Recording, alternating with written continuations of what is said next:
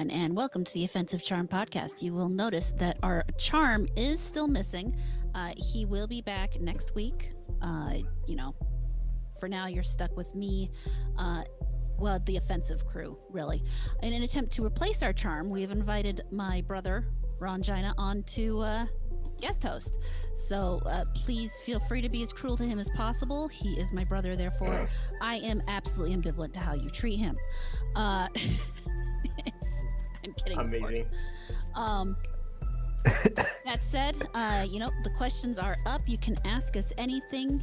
Drop it a question in the Q&A, and we will answer all those at the end of the stream. If at any point along the stream you would like us to address a question, have a comment, want to torture us with something awful, as the way Marksman has been doing lately, you can also add, throw money at us. We appreciate that as well. Love money. Yeah, we like money. Money's good. Preferably coins. Yes. Throw all the coins at your computer and TV screens. Yes, by the handfuls, And let us know how that turns out for you. All that said, who has had a week? Yes. Go for it, Asa. You've had two. I had 2 weeks, and you know what I did? I did jack shit, actually. Good job. Oh. I don't do anything new. I'm a man of routine. I do the same thing over and over again. I did, however, play D&D yesterday, so I guess I'm gonna just talk about that one. Okay. Because Jazz isn't here. He was not there for D&D, so we had like a mini session where it was supposed to be this this domain where it's just like a gimmick game, Mm-hmm. But Kind of a one shot. yeah, kind of like that. It's just like a smaller place, which just no combat. It just has this one thing going on, one sort of mechanic. And it would be a lot of fun if you got to play any of it, but the party got derailed by role play for 8 hours. Which is, you know what? It's good because that means we got nothing of importance done, which means Jazz didn't lose anything. But it was honestly just walking around, doing shopping, figuring out how much a 60 cube of 60-foot cube of granite weighs, so we can figure out if it's it would fit or not in the bag of holding. Turns out it doesn't because it's over 30,000 pounds. Damn. For a brick of 5 feet by 6 feet by 4 feet. Yeah, so we wasted a lot of time doing that shit. There was some cool roleplay though. I shit on it, but it's fun to have a little bit of roleplay. Have people expand their characters. We actually had Jacob do his backstory for the first time since he joined half a year ago. Oh, damn.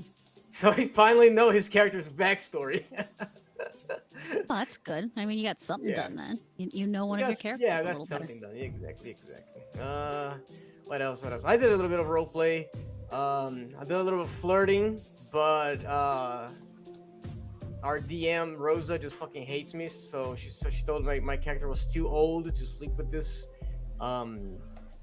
shopkeeper, and she was like, "You're old enough to be my uncle," and I'm like, "Yeah, but I'm 50, it's not that hard." And then she was like, "Nah, I don't want to have sex with you." We still slept on the same bed, but I'm gonna hate, Okay. Well, I know. She's okay. In my defense, gunslinger girl, redhead. Come on, that's I can understand why you would type. want to. That's still kind of weird, but okay.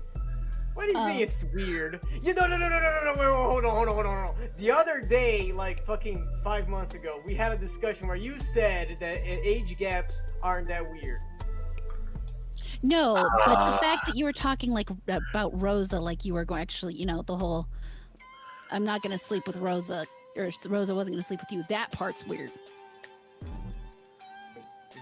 weird that I'm not gonna sleep with her if she doesn't want to sleep with me? No. Huh? How do I explain this? So the weird part is not the age gap. It's the part where I want to ERP with my friend. yes. Okay.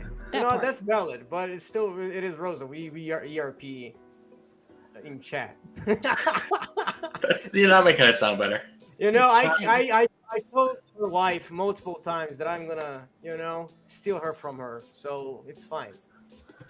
We have Yes. that kind of relationship, So, but yeah, that's the part that I was trying to get out, but couldn't find the words. appropriately. Gotcha. No, So- everything's all platonic. We are just, very horny. Yes, that's okay.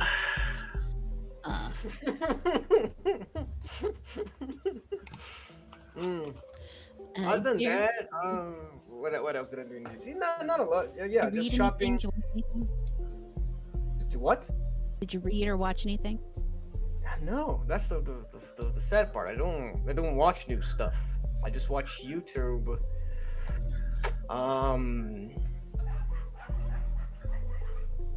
Yeah. No, didn't Did watch you anything. Read play it. with the horses at all? I did. I mean, I play with the horses every day. You want to hear me about talking about my horses? Like, I did a lot actually with the horses. I Um, fucking actually today I got a new card. Yeah. Yeah, I was like, I had the tickets, the free tickets to get from doing the event, and I'm like, you know what? I have the ticket. I might as well. And then I roll on it, and I got an SSR. That should make me happy because I got that fucking power SSR that I already had, but now I can fucking limit break it, and I have a better SSR card. And yeah, that made me happy. And now I'm trying to fucking build like a long runner. Yeah. So I can run in the Libra Cup that's coming this upcoming week, I think. When's the 12th? Next week. Yeah, next week. Yeah, so next week, got a new championship coming. I gotta win because last time I got third place. I want to get at least second because the rewards are better this time. To help my brother better understand what's going on here, what we're talking about is Uma Musume. It's a horse Yeah, horse racing girls. gacha game. Yeah. Yeah, you see Yeah, your horse brother's girls. culture. Yeah. He knows what it is. Well, I couldn't be That's sure. what I was gonna ask just to clarify, but yeah, I played like an hour of that. Oh, well, that's more than I've played. Okay. Hey, let's fucking go. That's Alright. what you see, Rada. You have a culture brother. I already like him more than I like you. That's Wow. most people, actually. Most people like him more than they like me. I realized that when I invited him here, I gambled on what was going to happen here. So, That's why but- she invited me as replacement charm and not team offensive. that's I actually entirely see. true because, my brother You is need a far more charm, you know charming than what? I have ever been. You know what? That was smart. That's smart. We have been missing a charm in the podcast. We fucking 3 offensives and only 1 charm, and then our 1 charm goes on vacation for like Thanksgiving, which is not even like a real holiday. It only happens in America. Gotta It's maintain the most balance. important place. Yeah. The one country that counts. Wow. Okay. No, really. Okay. All right. You know what? Well played. Fucking checkmate. You know what? You know what? I acquiesce. You know what? That got me. That was a perfect comeback. Yeah. But yeah, so sounds Yeah, a like lot you're of having horse fun with girls. the horsies. A lot of fun with vampires. I told you guys about the vampire game that I also play, right? No. No. No? Silver and Blood? Oh no, you did. Oh, Yeah. I don't Forgot it remember. was a That's vampire okay. thing. Yeah, I still play it, and they released like a new fucking. Hold on, where's our chat? They released a new wallpaper for the characters, Oh. and I had to put it on. You know what I'm saying? It's fucking too big for Discord. Curse you, Nitro. Okay, never Can mind. you You guys send not it good. can you send just a link or something? I can send you a screenshot, but it's like animated. You guys are not gonna see the animation for it. Oh, Uh, You know? I don't have the link anymore. It's on Twitter, you know. Oh, okay. Oh, that's unfortunate. It is unfortunate, but here it is. This is the new character. I kid you not, her name is Letitia. Uh-huh. I am not joking. That is her actual name in Holy game. shit. Okay, that explains a lot. Yeah. Did they pronounce it like that? Out of curiosity. I play in Japanese, so that is how they pronounce it in Japanese, like Letitia. You know. Fair enough. I don't know if that's how you say it, but you spell it like this. And she's actually wearing more clothes in this wallpaper than she's in game. So. I see. You know. I feel like I've been censored. You know, because I feel like I deserve the OG design for the character, the in-game design. You know, I feel like they're a little bit cowardice to censor it for us. Well, sure. If you're gonna be a Gooner game, go full Gooner. I get Go it. full Gooner. That's what I'm saying. You know, like this. Okay, this game is really fucking fun because if what it does is if you pull a character like 3 times, you unlock their boudoir, which is like basically for you that are not versed in the French, it's basically their room. The Brazilian And- not the French. And then when you unlock their room, you unlock like certain interactions with them, like a certain cutscene that's also animated. This game also has like a lot of animations that are really good. Like artistically speaking, like this game is fucking amazing. And when you pull like a certain characters, a lot of times you unlock their room, and then you have certain interactions. And it's a vampire game, so how do you like max out your friendship with them? You bite them. You bite them in the neck. No, you bite them in fun places, like their boobs or their thighs or their arms, So, incentive for you to spend money and then pull the same character multiple times. You know what I'm saying? Yeah. Yeah. Okay. And, Well, sounds like you've been having fun. yeah, I did unlock her room, by the way. It's great. She's in like the treasure pile, and yeah. She's a dragon. She's a dragon. Yeah, no, I get it. Sure. Okay, Yeah. let my girl have her treasure. Okay. Sure. That's, We'll go with that. You can hear the judgment oozing off of her. Yeah, I can. Like, it's seeping into my body, like from fucking thousands of miles away. Like it's hurtful. You'll survive. You'll be just fine. Since I poorly introduced what we're doing here, and I apologize for that, Ron, what we are doing is we are talking about our past week, any games we've played, anything fun we did that we just want to talk about, anything like that. Do you have anything you would like to share? Well, it's Tuesday, so last week covers what, Monday? No, No, last week was since last Tuesday. Yeah, well, I went to Montana Oh, wow. Weird. briefly. Yeah. Yeah. Did Thanksgiving stuff out there. That was fun.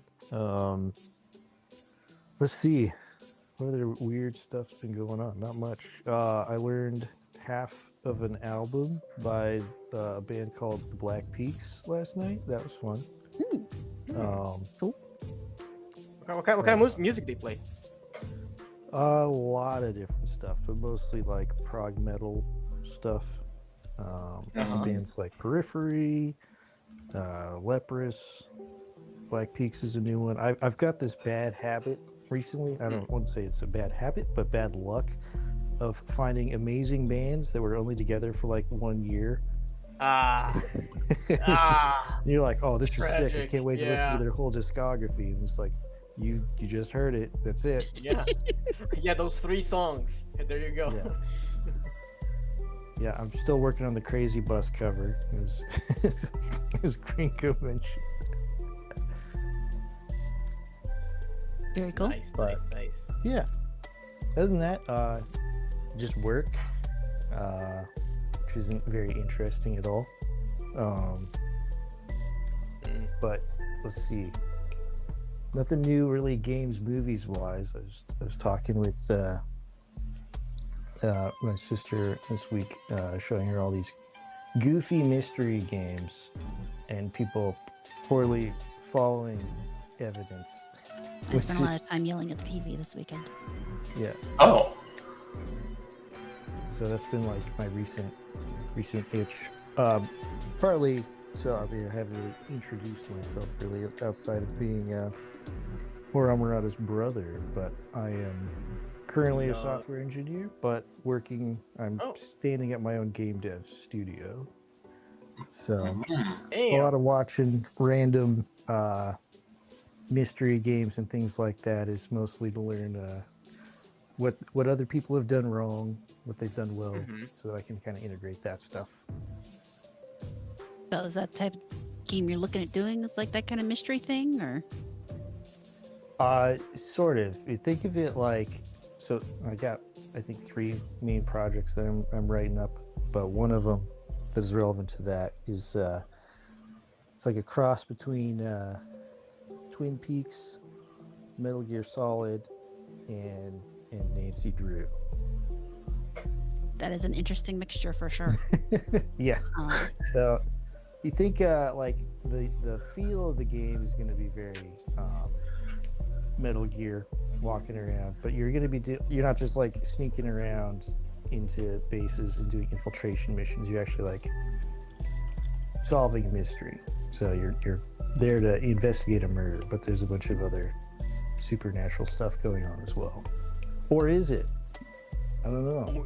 You have to Or find maybe out. not Gonna have to play the game, Chan. when it comes out. Could have been old man Parker the whole time. And then at the very end, what you find out is you were the killer the whole time. You're gonna have to. You're gonna make him restart the whole project. Why are you doing this? He doesn't need my input. He'll do just fine on his own. One thing I was considering, right, is like IRL. Let's say you're a detective or whatever. You're part of the prosecution, and you point the finger at someone, and the court says, "Yeah, I guess he's guilty," and sends him to jail. Mhm. I thought it'd be interesting if in a game, right, everything you do, all of your investigation leads you to the point that the player themselves is like, I think it's this guy or gal. And as long as you convince, like if you provide enough evidence that supports that, then the game's like, sure, yeah, send him to jail. But you don't know if you're right. Because like there's always going to be that nagging little bit in the back of your brain. It's like, well, I mean, it could have been that other person. So it'd be interesting to have a game that's like open-ended like that. Yeah, that's always fun.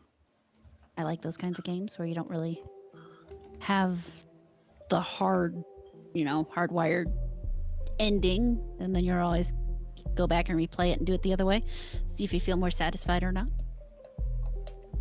I just think it'd be interesting if enough people play it, right? They're chatting. It's like, yeah, I can't believe, like, I knew it was so and so from the very beginning. And someone else like, yeah, it wasn't them. It was this guy. I was like, wait, what are you talking about? That one guy we watched, I could imagine, him getting to the end and convicting literally the wrong person. Oh yeah. And in his defense, he did like kind of like he wasn't so far off the tracks that it was like, dude, you're crazy. Like you just walked into like a bubble bath and you're trying to say that it's like a trick mansion full of spikes or something like that. He wasn't like that far off. No. So, going through and being like, yeah, I think this person OD'd instead of being beaten to death. And then this person did it when it was actually someone else or whatever, Yeah. It reminds me of when I was in college, my philosophy class, all the tests were annotated multiple choice. Oh, dear So Lord. you could pick the wrong answer, but if you provided a good enough argument for it, you'd get the point. Mm-hmm. So That's always fun. It's definitely a philosophy class. Yeah, no shit. Can't do that in a math class. You can try though. You try real hard. You can't. Piss off your math teachers. So, I'm back. welcome back. How about you, Bear? Did the kiddos get you sick? No, not yet. I'm 3 for 3, or sort of. So, Nice. A win's a win. yeah, I'm gonna call that a win and just say I'm not gonna be getting sick forever again. I'm now invulnerable. It's a great way to start. Yeah. Yeah. So last week, I actually got to play a little bit more Path of Exile with Jazz while he was sit at home. Mhm. We kicked around for a bit. Didn't quite get into the end game part, but where we were, I don't know, maybe an hour shy of it. So I call that a win. We got to the end of the game. That's as far as I needed to do. So that was good. Other than that, of course, there were Thanksgivings, and that actually is plural for me. Thursday, I had Thanksgiving with friends. I've been doing stuff with them for the last 18 years with only the big 2021 interruption, Very cool. So that was a lot of fun. Got to hang out with a bunch of people. Surprisingly, no fights this year, so I was a little shocked. Surprisingly, okay.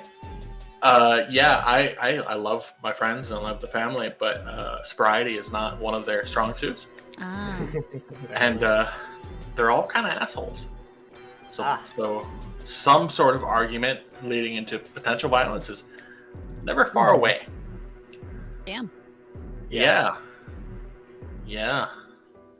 Very interesting though. Always super fun to watch. But Not so much. to Always participate super in fun to them. watch my friends beat the shit out of each other. Or family. You gotta Or remember. there's family, yeah, or involved. family. I would love to see my uncle beat my niece, Yeah, that's.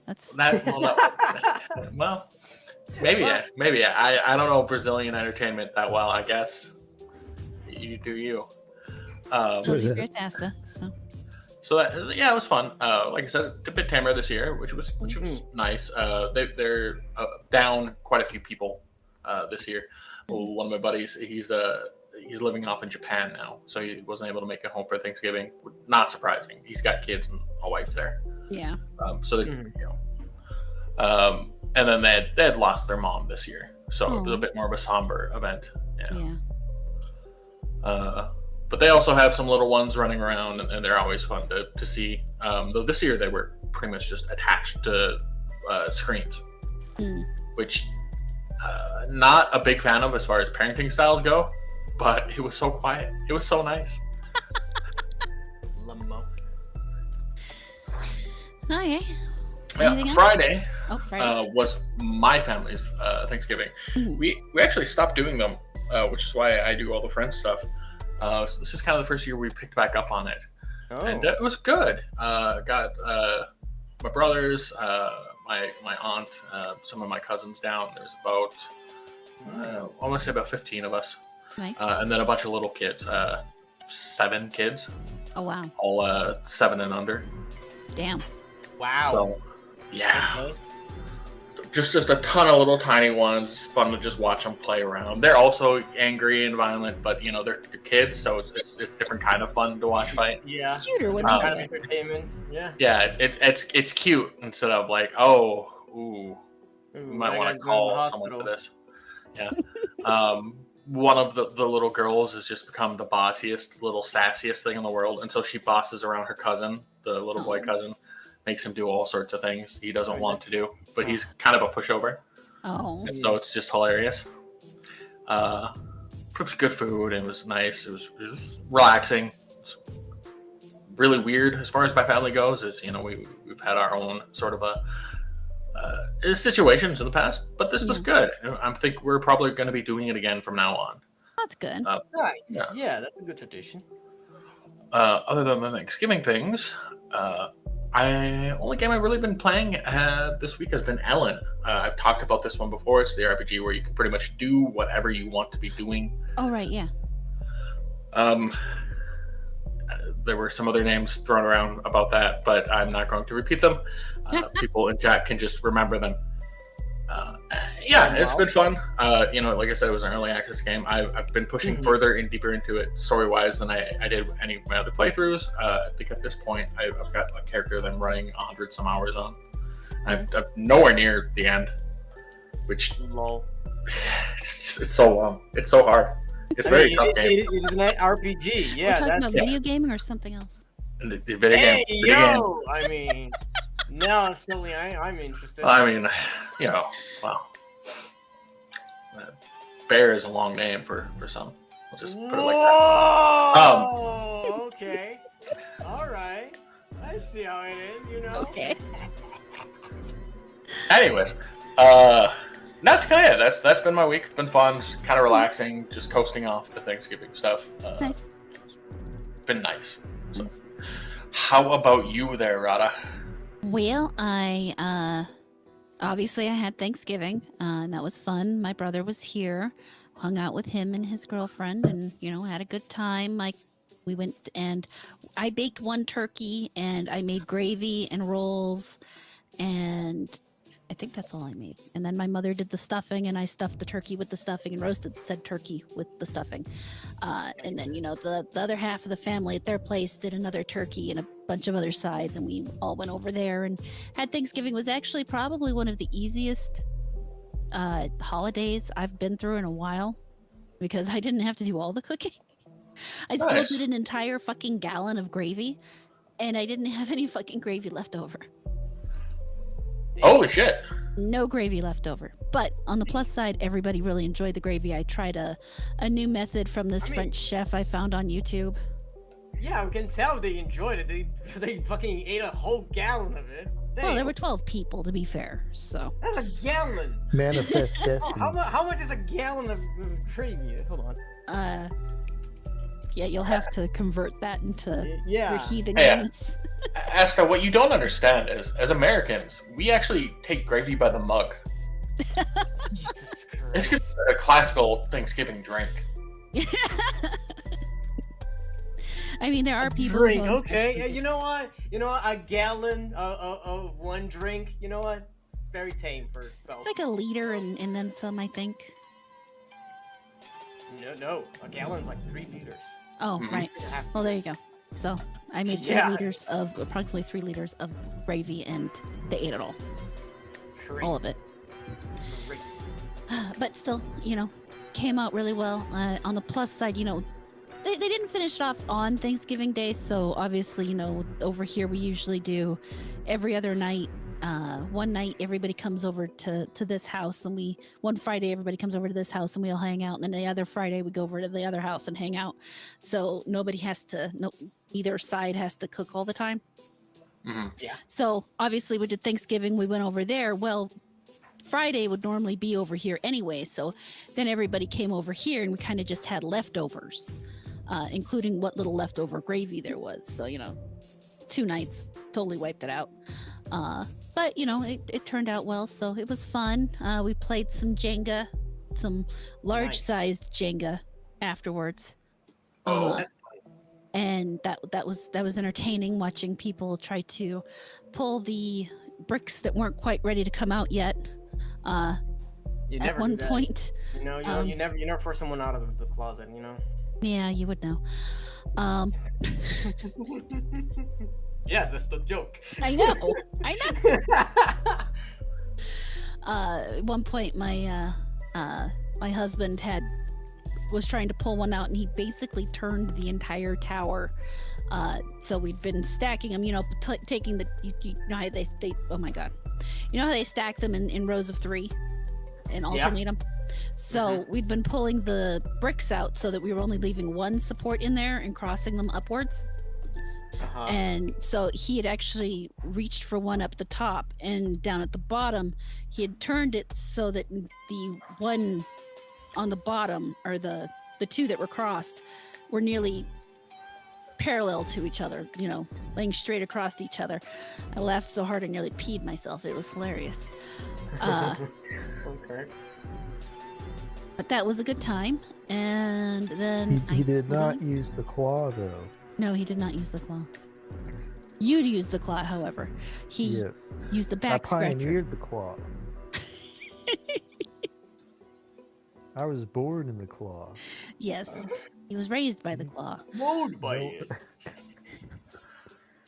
Yeah, it's a little extendable back scratcher with a Mhm. bear claw on the end of it. And Mm. so I was fucking around and extracted like 6 bricks using that.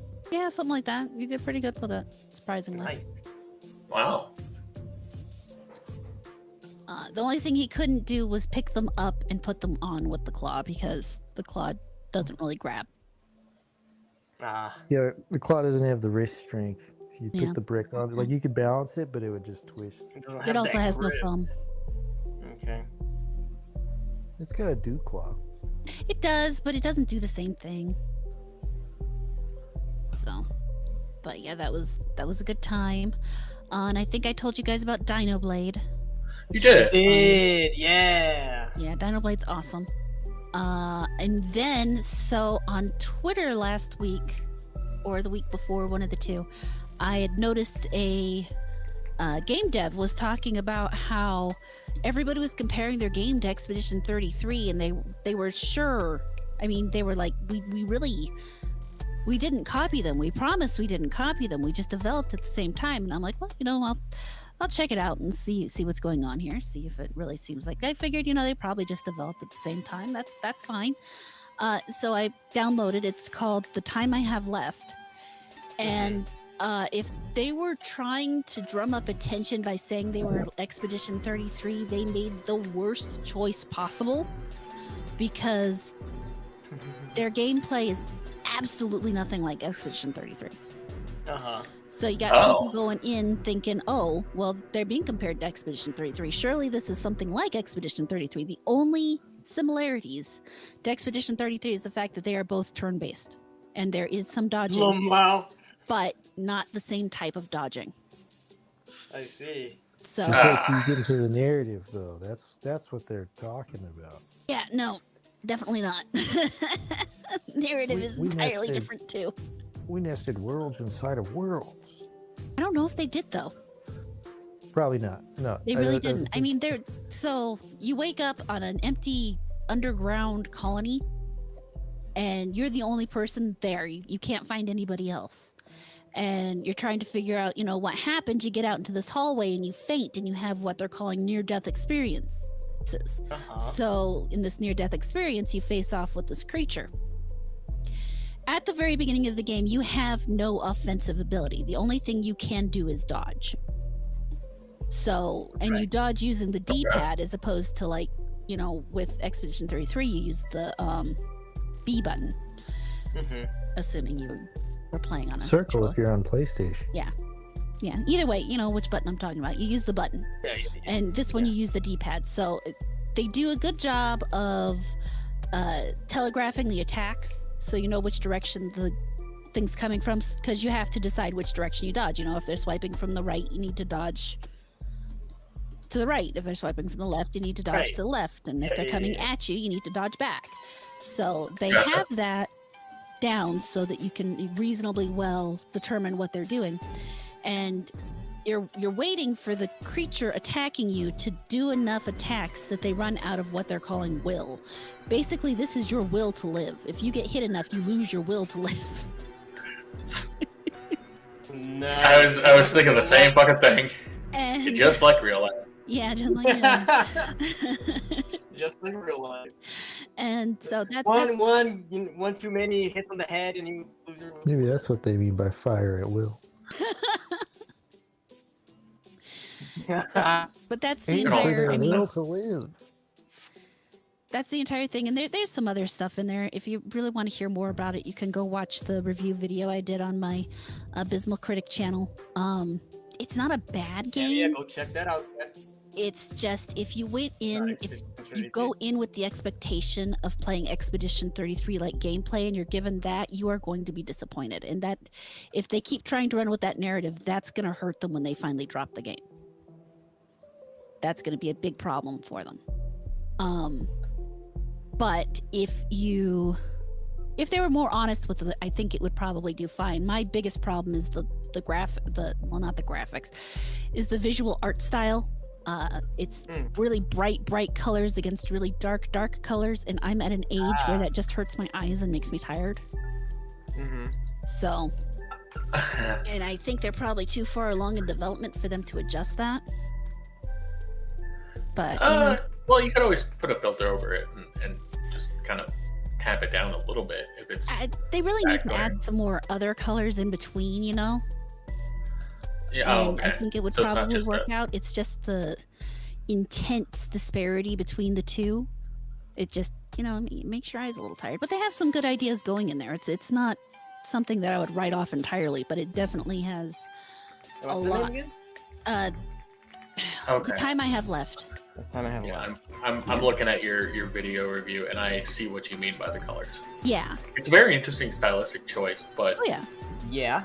I mean, I don't hate the it- stylist. Oh, I guess I could have done what Jazz does and pulled it up on the screen, huh? Because I think there's. yeah, you could have.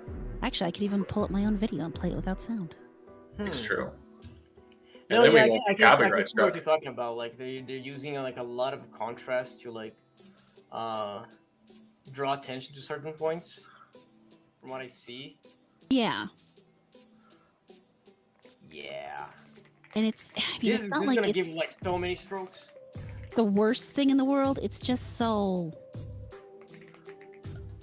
It's pretty. Like I'm not gonna. No, but I can see how it would be Oh, wearing. yeah, absolutely. eyes. Sure, if you're playing like a video game, which this like is constant like changing, like that's why people have like epilepsy and shit.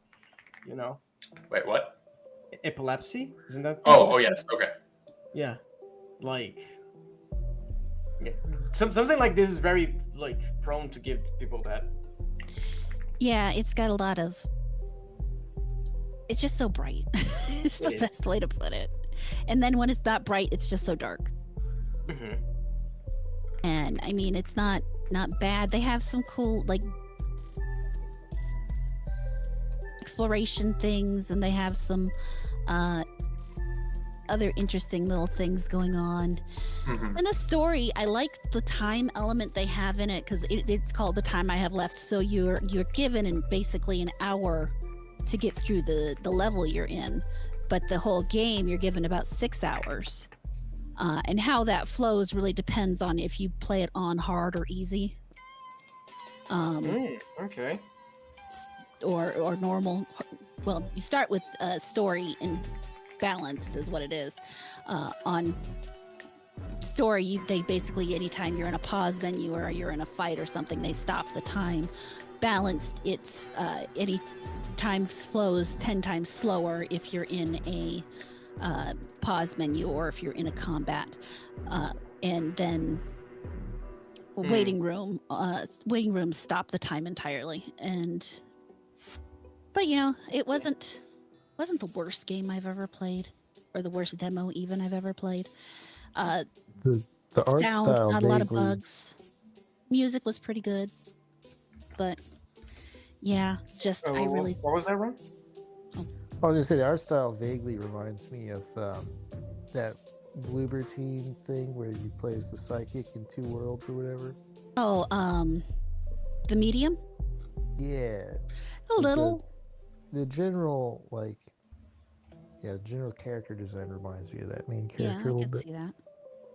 Yeah, I could with the white hair and all that. Yeah. But also particularly when it goes like grayscale like that, it reminds me of the other world. I don't know what they call their dark side. The near Yeah, death yeah, experience. Yeah, well, I don't know what it's called in the medium, right? Oh, I think it was just called The Other Side in the Medium. Gotcha. The upside down. Wrong game. Wrong. Well, not even game, but yeah. Wrong IP. Yeah, wrong IP. Wrong medium altogether, really. Damn, Ron, get it together. Oh, I'm sure there's a game that's got the upside down in it. Oh, I'm absolutely positive. I don't know what it is, but I'm sure it's out there somewhere. I'll find it on itch.io, which would be like referencing Wikipedia. Yeah. But yeah, it I think it could probably be a good game when they're done, after they're done baking it. But for now, I mean, I'd take another look at it when they're done. I would. Gotcha. And then Sounds interesting. I was like, not really my kind of game, but I like the art. I like the premise, and I really like the time stuff. You Yeah. know? It is a really interesting mechanic when like devs use like real life elements into the game. You know, Mhm. it makes it more immersive. Oh, that's the other thing is so that your skills in the game are all tied to finding the clues around the colony. So Yeah. you really do need to look for the information around there, or you're not going to get the skills that are going to help you, you know, improve your Mhm. character so you can do things other than just run away from these things, you know? Yeah, I gotcha. It's cool. It's cool. I would. I mean, like I probably- said, I would check it out when it Yeah. comes out finally. But it was definitely a game. It's definitely a game of all time. Yeah, one of the games out there. Let's see here. Did I do anything else last week? What did I play? Oh, I did play another demo for my next review, and I gotta double check what it was called because my brain doesn't work very well. No brain. It was called Quarantine Zone: The Last Checkpoint. Oh. Hold on, I'll pull that up. Come on, cooperate here. I'm not doing anything. Not you. The thing here. She just says that once in a while. It's That thing. a Nuraroni thing. Oh, I do. He is well aware of how I operate. It's not like I'm so he sorry. grew up with me or anything. Imagine growing up with your siblings. Like, damn, how's that like? Yeah, right? It's weird. But this one is, you know, obviously zombie apocalypse has shown up, and you are the person running the quarantine zone. It is your job to check the people over and decide how they're, decide if they're healthy enough to get into the survivors camp, or if they need to go into the quarantine, or if you're just going to entirely eliminate them. It's like papers, please, but for germs. Yeah, exactly. Hmm. So you, let me see here, skip ahead in this because that's just story stuff. And Unreal Engine. Of course, or it's Unity, Unreal I Engine. Are guess. you kidding me? So I'm gonna yeah, realize it. I mean, Okay, I I've understand why seen this people one, use it, but Don't blame the engine. blame the devs all the time. I mean, por qué no los dos? You know what I'm saying? Fucking. I blame the people who made the engine and blame the people who use the engine. There you go. You can blame everybody. Why not? But yeah, so you just decide where they go. You note their symptoms. You then you can send it to quarantine, the survivor block, or liquidation. If you leave them in quarantine for 2 days and they're infected, if you have anybody else in quarantine, they will kill everybody in quarantine. Damn, Oh, So that escalated quickly. yeah, and the same thing can happen if you send an infected person to the survivor block. They will kill everybody in the survivor block. The fun thing is that not only do you do that, but then there's also base elements. I'm trying to... Maybe it'd be faster if I did this instead. So you check everybody. Oh, you get a special little gun that lets you see through their clothes. Hey, yo. And then you get you get that. You know- get I'm not one for guns, but that one I might check it out. You know what I'm saying? you would. You also get a UV flashlight so you can see if they have any, you know, like underskin bruises, because some of them have been bit but not broken the skin. You get something to take their temperature. You get a way to listen to their breath, and then eventually they give you a gun because they start attacking you if you send them to the wrong place. You get a Yeah, that makes way sense. to listen to their breath, so eventually you get ears. Yeah, eventually you get ears. But yeah, then there's the base building thing where, you know, you get to design the base and you have to keep all the food in place for them and restock all that, and then you get paid based on how many people. If you kill them when they're infected, you get money. If you assign people who are healthy into the survivor camp, you get money. and then every few days they come by and they pick up the survivors, and you get more money for the number of survivors. Now, there's also an element where I want to say it was after this that it happened. Yeah, where you get to fly some drones and defend your little base from the zombies attacking. So you get, to explode zombies with a gun. You also get bombs and a distractor. When they do the extractions, you actually get to fly a drone and protect the extraction convoy from zombies, which is also fun. So this was a fun little game. I think it'll be fun when it comes out all the way too. Because it's another one that's not quite fully baked yet, but definitely demo. Okay. Definitely entertaining. I like the way the zombies just operate with the gun. Yeah, these games seem to be like very popular like recently. There was the other one that I keep seeing on like TikTok and stuff. Fucking the one you have a convenience store that I don't know if you own that, but you run it at midnight, and then you have to like figure out if people are like shapeshifters or whatnot. Yeah, the counter. like midnight something. Yeah. Is it the late shift or the night shift? Yes, it's something along those lines. It's just should be right in here. You gotta figure out who's infected, kill the infected, protect the survivors. This seems to be like a very popular genre. Yeah, it seems to be the thing that's coming in. Coming up right now. Yeah. The current genre of Yeah, the current meta, one might say, if you're into using that kind of language. You sound so young using that language. Yeah, well, it hurts me a little bit every time. I can feel myself die inside. Yeah, bring back at least you're not. Bring back the word zeitgeist, right? Yeah. At least you're not doing the fucking brain rots. I can't do that. I can't. I bet Bear knows all of them at this point. You guys aren't down with ballerina cappuccino? I don't even know what that is. The fuck was that? Champini Bonini? Anyway, moving on. Oh, Jesus Christ, what is this bullshit? So let's go ahead and get into our discussion for the day. Our news, okay. Our news. Yeah, the stuff that's happened since, 2 weeks since I saw Bear, or 2 weeks since I saw Asta, a week since I've seen Bear, and Ron's here just for the first time. Yeah.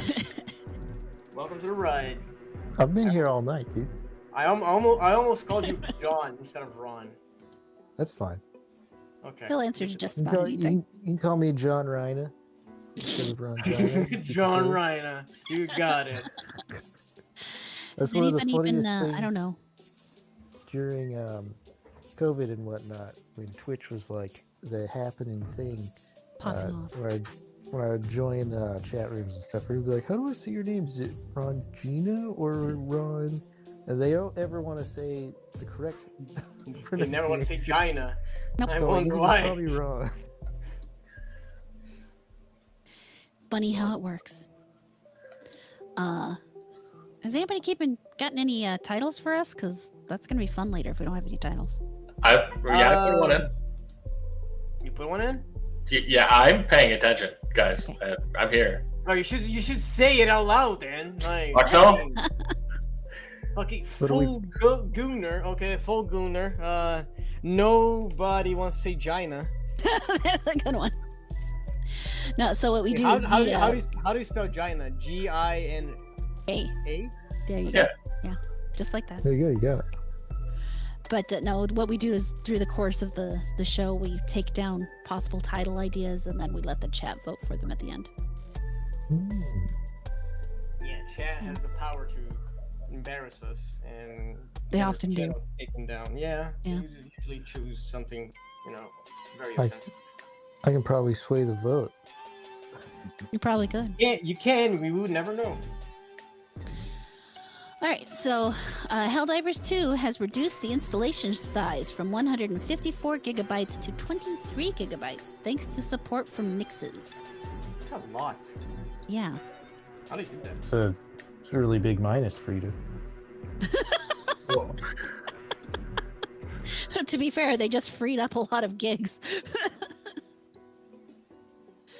I'm not sure what this Nix's is. Let's take a look at this article. Oh, Nix's is a they're like a third-party tech company, like optimization and things like that. Okay. I also do. So they ported Ghost of Tsushima and Horizon Forbidden West, Ratchet and Clank. I don't know if they have any IPs themselves. But here is the blog post. We'll just read a little bit of that real quick. Hello, Helldivers. The blog post is a follow-up to my previous post about installation size on the PC, which you can find here. Today, I will update you on our progress in reducing installation size and how you can help. We have followed through on our plans and made a small reduction in PC installation size over the last few patches while adding new content. This was a good start. Our short-term fixes have not been enough to keep up with all the new content in the latest patch. The longer-term goal has always been to bring PC installation size much closer in line with console versions. We are happy to report that thanks to our partners at Nix's, we have reached that goal much sooner than expected. By completely deduplicating our data, we were able to reduce the PC installation size from about 154 gigabytes down to about 23 gigabytes for a total savings of 131 gigabytes, or about an 85% reduction. That is a big reduction. That is a lot. That is a fucking lot. We have 85%. completed several rounds of internal QA and are ready to roll this out to early adopters as a public technical beta. Our testing shows that for the small percentage of players still using mechanical hard drives, mission loading times have only increased by a few seconds in the worst cases. This is live now. And there goes Bear getting drunk with us again. Nice. You know, if I had one, I would crack it open. I forgot. I'm sorry. I would crack one open with you if I had any beer. I just like calling attention to it. We don't You actually are care. in good company, okay, Bear? Don't ever let this woman shame you for it. I'm going to shame you no matter what you do, so you might as well just keep doing it. It's true. I might as well be drunk while that's happening.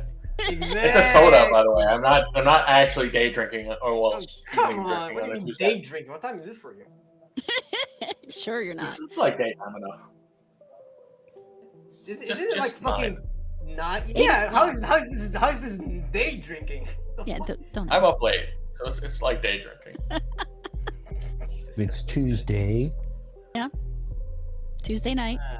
It is Tuesday, and again, it is just soda. Yeah, continue. We believe Everybody chill. We believe you. Further good news, the change in file size will result in minimal changes to load times, seconds at most. Wait a minute, I hear you ask. Didn't you just tell us that tell us that you duplicate data because the loading times on HDDs could be 10 times worse? I am pleased to say that our worst case projections did not come to pass. These loading time projections were based on industry data, comparing the loading times between SSD and solid state and hard drive users, where data duplication was and was not used. In the worst cases, a 5 times difference was reported between instances that used duplication and those that did not.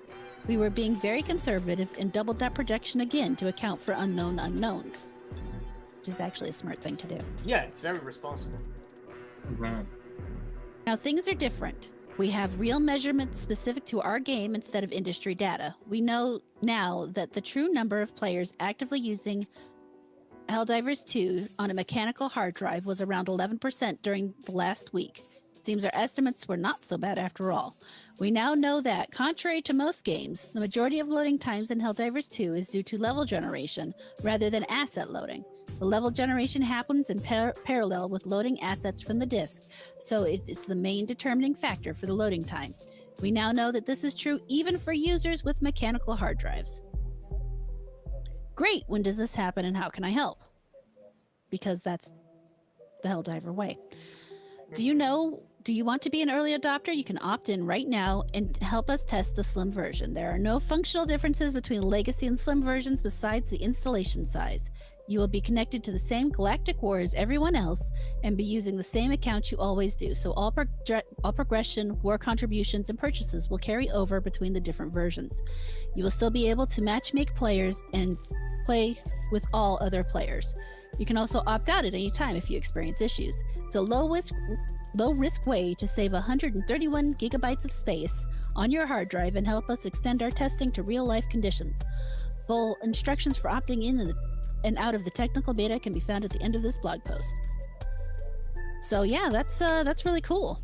Yeah, another win for the fucking Helldivers devs. Yeah, Yeah. it's nice to see someone actually trying to make their game actively smaller. Yeah, no, absolutely. Like, especially with like so many games nowadays. Yeah. Being massive, fucking, piece of software where it takes all your fucking space. You have to like keep buying more and more. Yeah. To keep up with it, or otherwise you can just play 1 or 2 games. This is really fucking cool. This is a really good initiative. And it shows that they fucking care for their community. They're thinking about, maybe this guy wants to play our game, but choosing not to because it's too heavy. Mm-hmm. You're looking at game dev. What are you thinking, bro? I'm curious how much duplication they have and what it is they're duplicating and why. That's my first thought. Well, it sounds like the reason they were duplicating was to help hard drives process faster. Yeah, But that sounds like a lot of duplication to be able to drop that much space. Yeah, like my first thought was that like every time a level or something is put together, like let's say you have like a series of rock meshes, Mm-hmm. you put together the level and it has all those rock meshes in it, and then you put together another level and you use those rock meshes, and so then there's your duplication, right? Both levels are like kind of made, compiled, and then stored, and that would be a duplication of those meshes, which is probably going to get like that type of stuff's going to eat up a lot of memory. But so that's what I'm wondering is like, did they go in and completely change the way they do their level design so that they can say like, hey, here's one instance of the rock mesh on disk, so now just load it from there rather than Putting it in with each time. Yeah, and well, I guess I'd be curious why they didn't do that out of the box, but I don't know. There's probably some technical thing I'm not tracking on. Yeah. But yeah, that's interesting. It's cool. It just makes me think. I don't know if you guys ever played Dreams on the PS4. I watched you play it. Yeah, it was Media Molecule made a game dev game for the PS4, and that was like one of the core things that they ran into. Was like, yeah, so the game can only be like so big, so we have to like, when you make a mesh, it has a really, really sophisticated system so that mesh occupies very, very little space as is, and then every time you like duplicate it, it's just a reference, so it doesn't take up any extra memory, so you can end up building like, people have like rebuilt Death Stranding and all kinds of other like massive games inside of Dreams. Nice. There's a really cool one I saw. A dude was making a Courage the Cowardly Dog game. It looks extremely polished. Hopefully he jumps track and makes it an actual game. That'd be cool. Look at this, the South Park game with what's his face? Peter Griffin. Yeah. Yeah, there's all kinds of neat projects in there. But they, Interesting. yeah.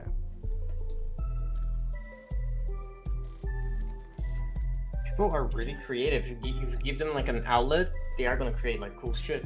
Yep. That they certainly are. Oh yeah. All right. Well, that's cool. Yeah. It's cool. It's cool that it's coming from the Helldivers team because of all the fucking bullshit that happened with Sony.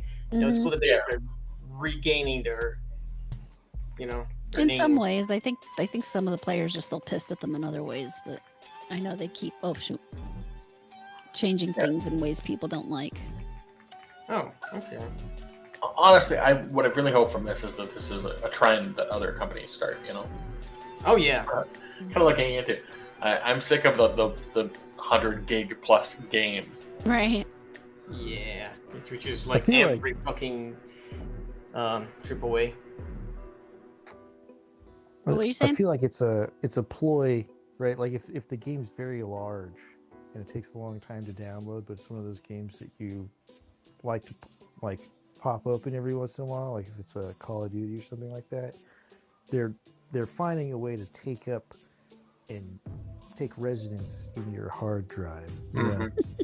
Because you're gonna be like, yeah, I don't want to delete that, and then like in 2 hours, a friend is like, dude, you want to do some Warzone, and then I gotta go download 200 gigabytes again. Yeah. And it's gonna take me an hour or whatever. So I think they see it as a way to like maintain permanence. That might be. No, I that might agree. Be I think that tinfoil is- hat. I mean, I wouldn't put it past them. I truly wouldn't. Yeah. You know, not only do they get to stay on your hard drive, they also now are limiting the other games they could be competing with. Yeah, so you Exactly. can't have a couple of the So same it- type of game on there. Yeah. No, It is kind of I've tinfoil, long but felt it's that also was very kind of the case. plausible. It's digital man spreading. Yeah. Digital Well, man. it's the reason I've always felt it because it felt like the bloat was just overnight, Yeah. relatively speaking. Like you went from games where it's like 30, 40 gigs, and then suddenly now it's like, yeah, but we're up in the 80s and 90s now, and you know, and then 100 gig, 100 plus gig, and it felt real sudden for not a whole lot of game improvement. Like it's not like the graphics got that much better all of a sudden.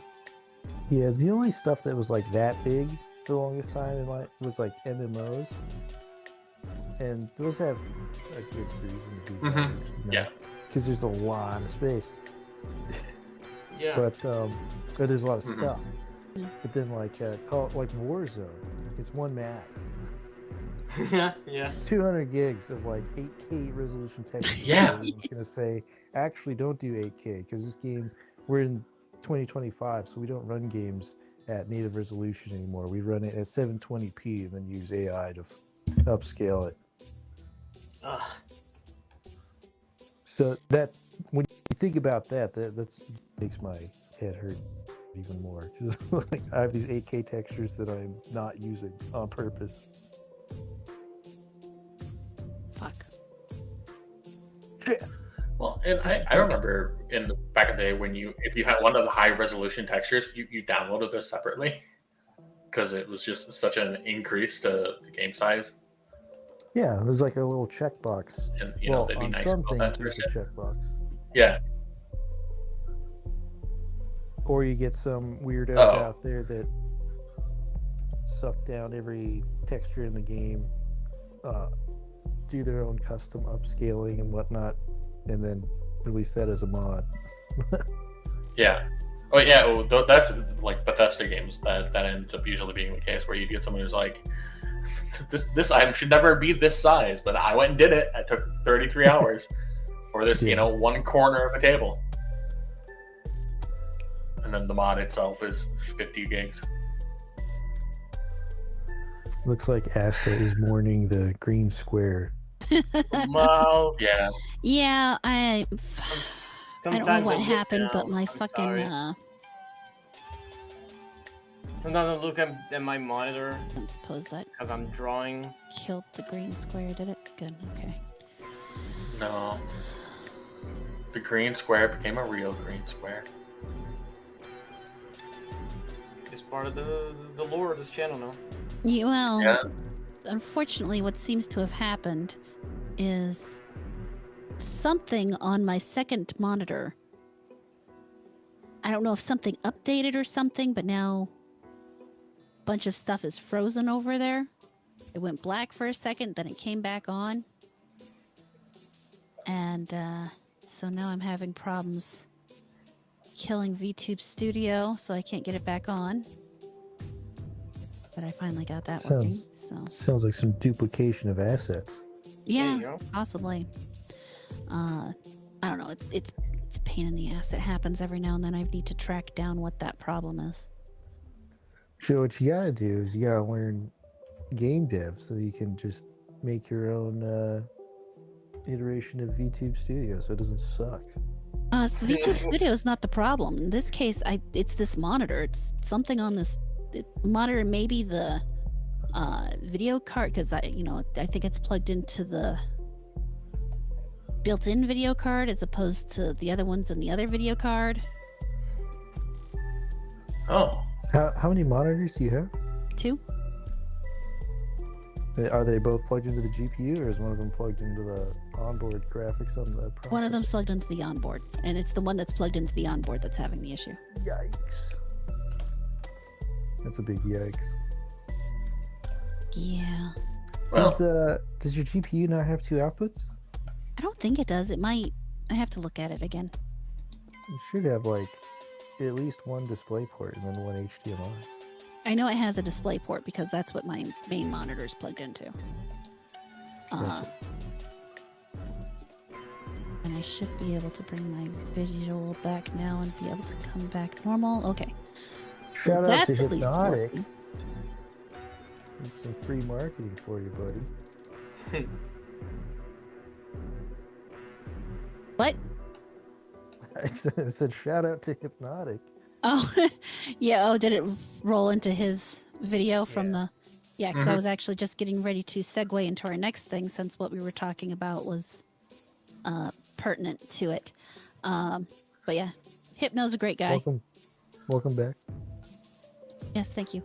Now, if only things were moving on my screen again, but it is what it is. oh, all right. You're asking for a One spot step here. at a time. Yeah, well, at this point, it's stuck for the rest of the show. There's nothing I can do to fix it. But Once Chad Lost doesn't mind. Gaming put out a tweet. They are going to they're actually transitioning away from Unreal 5, and they're going to develop their own proprietary game engine. That's a great news. Yeah, I'm thrilled. Yeah, every time fucking someone goes away from Unreal 5, it's a win.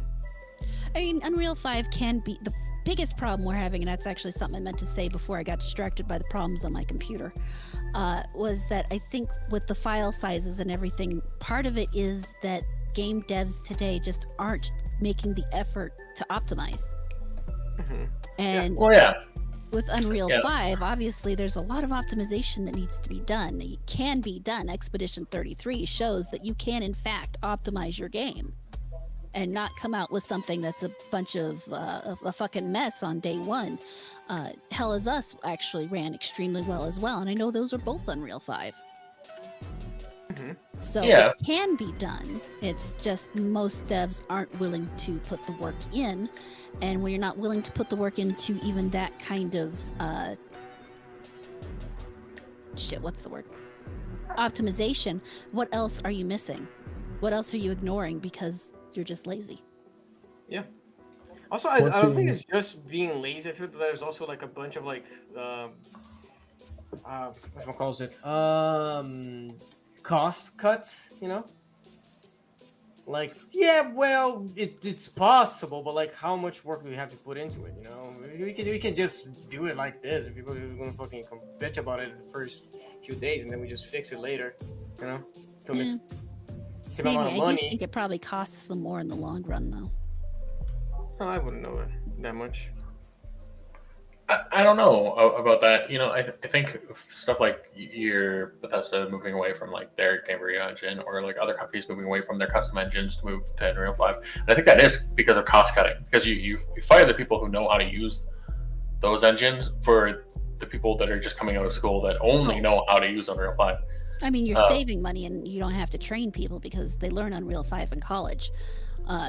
But you're losing money when your game comes out and it's buggy and people don't do as much buying it because Whoa. You're thinking way too far ahead. These companies are not looking in long term. Yeah, I think that's been pretty obvious that is not the AAA way.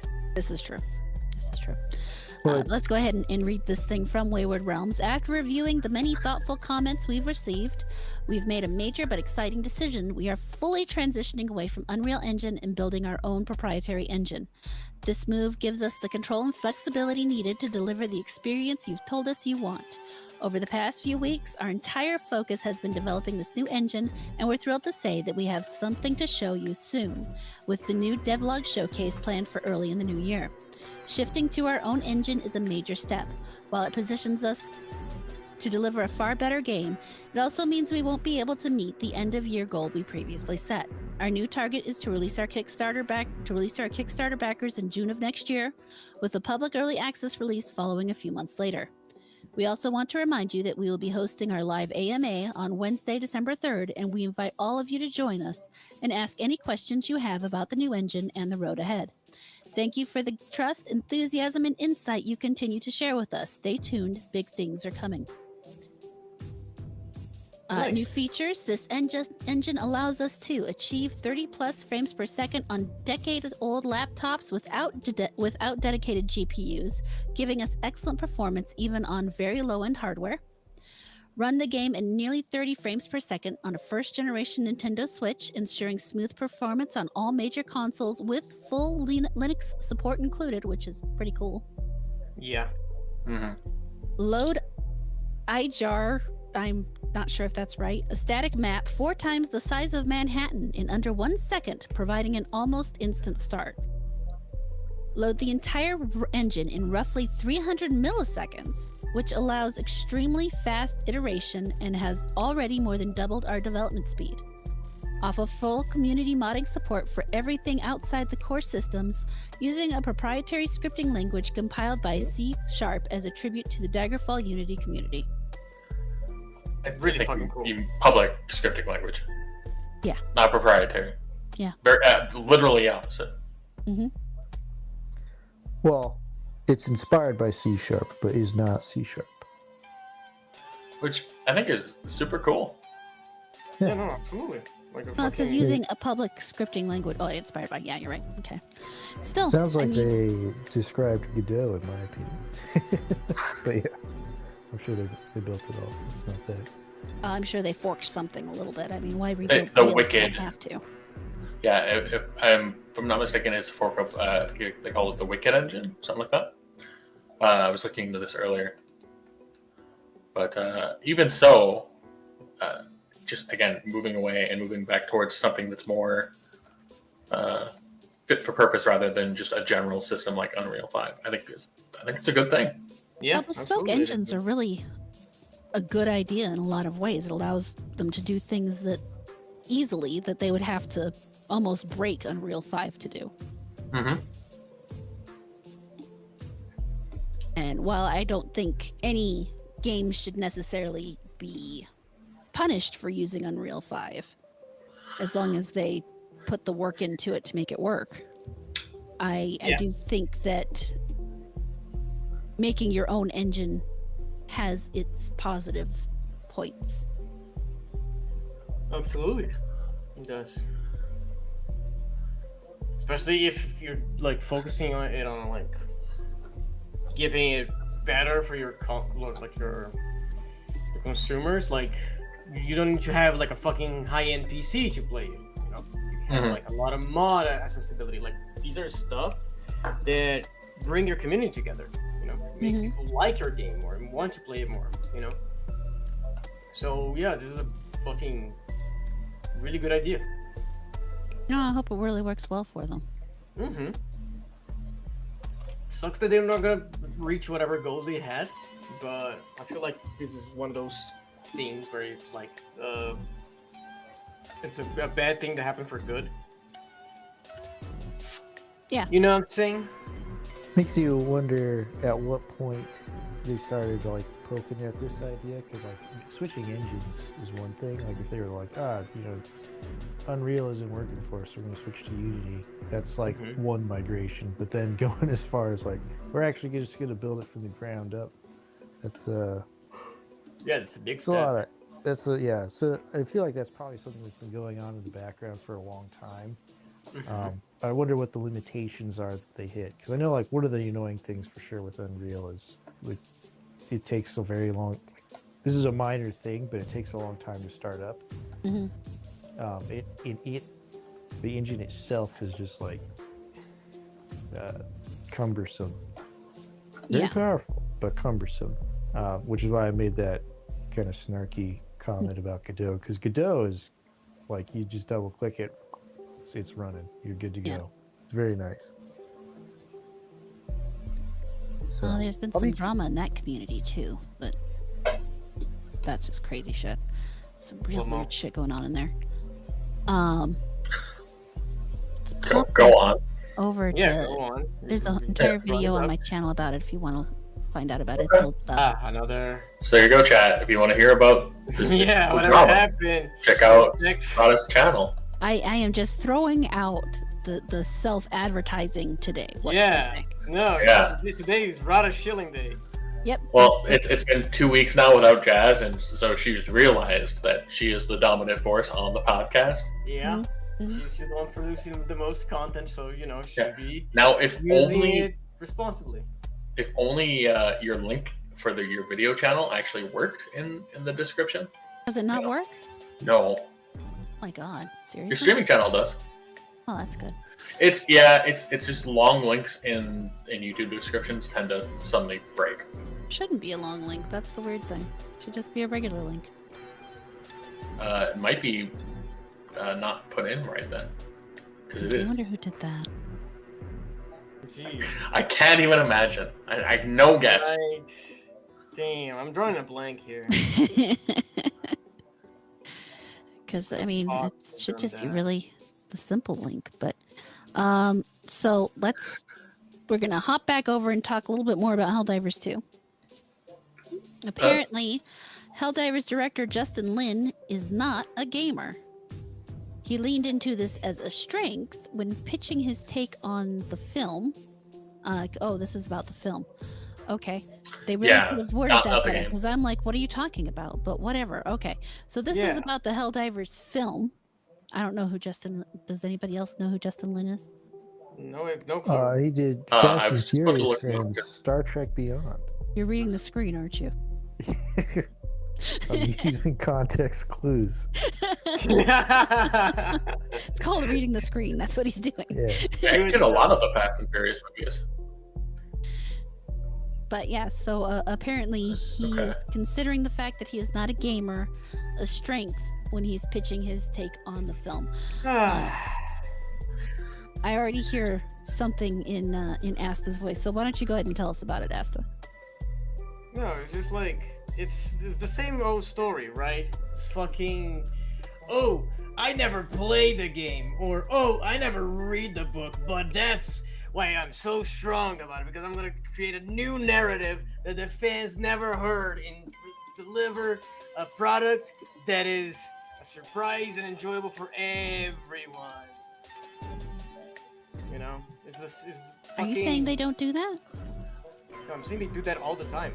No, I mean, are you saying they don't deliver a product that's fun and enjoyable for everybody? Oh no, absolutely not. Fucking insane. Like this So is just history repeating itself yet again. Like fucking happen every fucking time. Look at the fucking The Witcher. I mean, they Recent- started. honestly, Yeah, Go ahead. well, they because of Cavill. This is the only reason they started strong. because they had a gamer, someone who fucking enjoyed the fucking original material in there. So normally I would agree with you on that sort of front. However, we're talking about a franchise that isn't actually really story heavy. There's a narrative there, yeah, sure, and there is lore and storyline involved in the games, sure, but it's action slop. And if you look at this guy's movie list with the various Fast and Furious stuff, so on and so forth, he does action slop. I'm thinking he's probably going to do a fairly decent job making a Helldivers movie.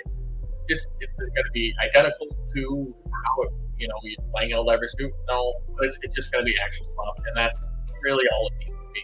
Mhm. This particular franchise. There's not anything to. Video. I don't see how the movie doesn't come out as anything other than Starship Troopers 2. Right? Yeah, I think that is Yeah, but more or less like- the way it's going to end up playing out. It depends on whether you go serious for it or if they go and make it's schlocky. it's what I'm saying is like in Helldivers there's a bunch of like satirical propaganda in it, so like it was really gonna depend on how he was gonna approach that, because that's a big thing in the game. Yeah, and Yeah. like It depends I said, how he's gonna with tackle that, because it's one of the like as my understanding is one of the main themes of the game. Sure. I will say, if you're gonna go, hey, I'm not a gamer at all, and make a movie out of a game, I guess this is probably the best possible scenario for that, as opposed to something like, the Borderlands movie, Yeah. where the director is literally like, yes, you got a bunch of storyline and stuff, and I'm not gonna look at any of that. Or even like, Zach Kreger, love him to death. He's doing the Resident Evil movie, and he's like, yeah, there's a lot of lore. I'm not going to mess with that. I'm going to make something that sits outside of the lore. Yeah, that worked in the past. Yeah. Yeah. Yeah. You know what though? I guilty pleasure. I really like the Resident Evil movies. They're definitely not Resident Evil. They're adjacent compared to like the games, story Yeah. wise. They do have their own narrative across far too many movies. It's I don't know, it could be worse. Guilty Yeah, pleasure. I'm definitely the worst guy for like the video game to movie paradigm, because it feels like a downgrade to me. Yeah. Yeah. Because you're not, there's no immersion because you're not doing anything. You're like, if I'm sitting there watching a movie about a video game, I'm like, you know what I could be doing right now? I could be playing the game. I'm gonna shut this off and go do that instead. Go enjoy myself over here. Thank you. Otherwise, I'm just gonna be like gouging my own eyes out when I see, So- it's all just fan service. Like, oh, the liquor, it's there, and that's Yep. it. Cool. Here's an entirely unrelated question to our current conversation, but I'm curious what the answer will be. How do you feel about the new Silent Hill that's coming out? Movie? Yeah, There's a silent. yeah, they're didn't doing know another there's- Silent Hill movie. I didn't know there was another movie. I you did didn't? play Silent Hill F. I liked that more than 2. The Which is remake probably- of 2 or 2 in general? Yes. Oh wow.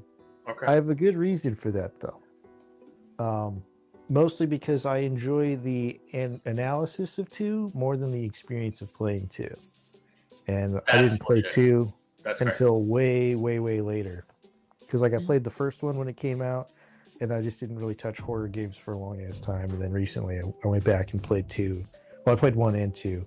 And I was like, yeah, this, obviously having everything ruined lore wise, but going through and analyze, I don't know. Anyways, so I liked the gameplay of F more, but it's still very, Yeah. different topic though. I did not know they were making another movie though. Or, Yeah, they are. oh wait, that was part of the whole Silent Hill package, right? Because there's the Netflix thing, the Silent Hill 2 remake, and then Yeah. Silent Hill F, and then the what was the other one? What was that? It was Silent Hill Ascension, and that was like their mobile, Yeah. interactive mobile game thing that they had come out. That Oh, nobody there's liked. another there's another short game about a girl in a school or something like that, like getting bullied. It was a very short thing. I don't remember and then, anything yeah. about that. I'm not I can't sure. remember what it's called. It was part of the whole Silent Hill, like, we're back package.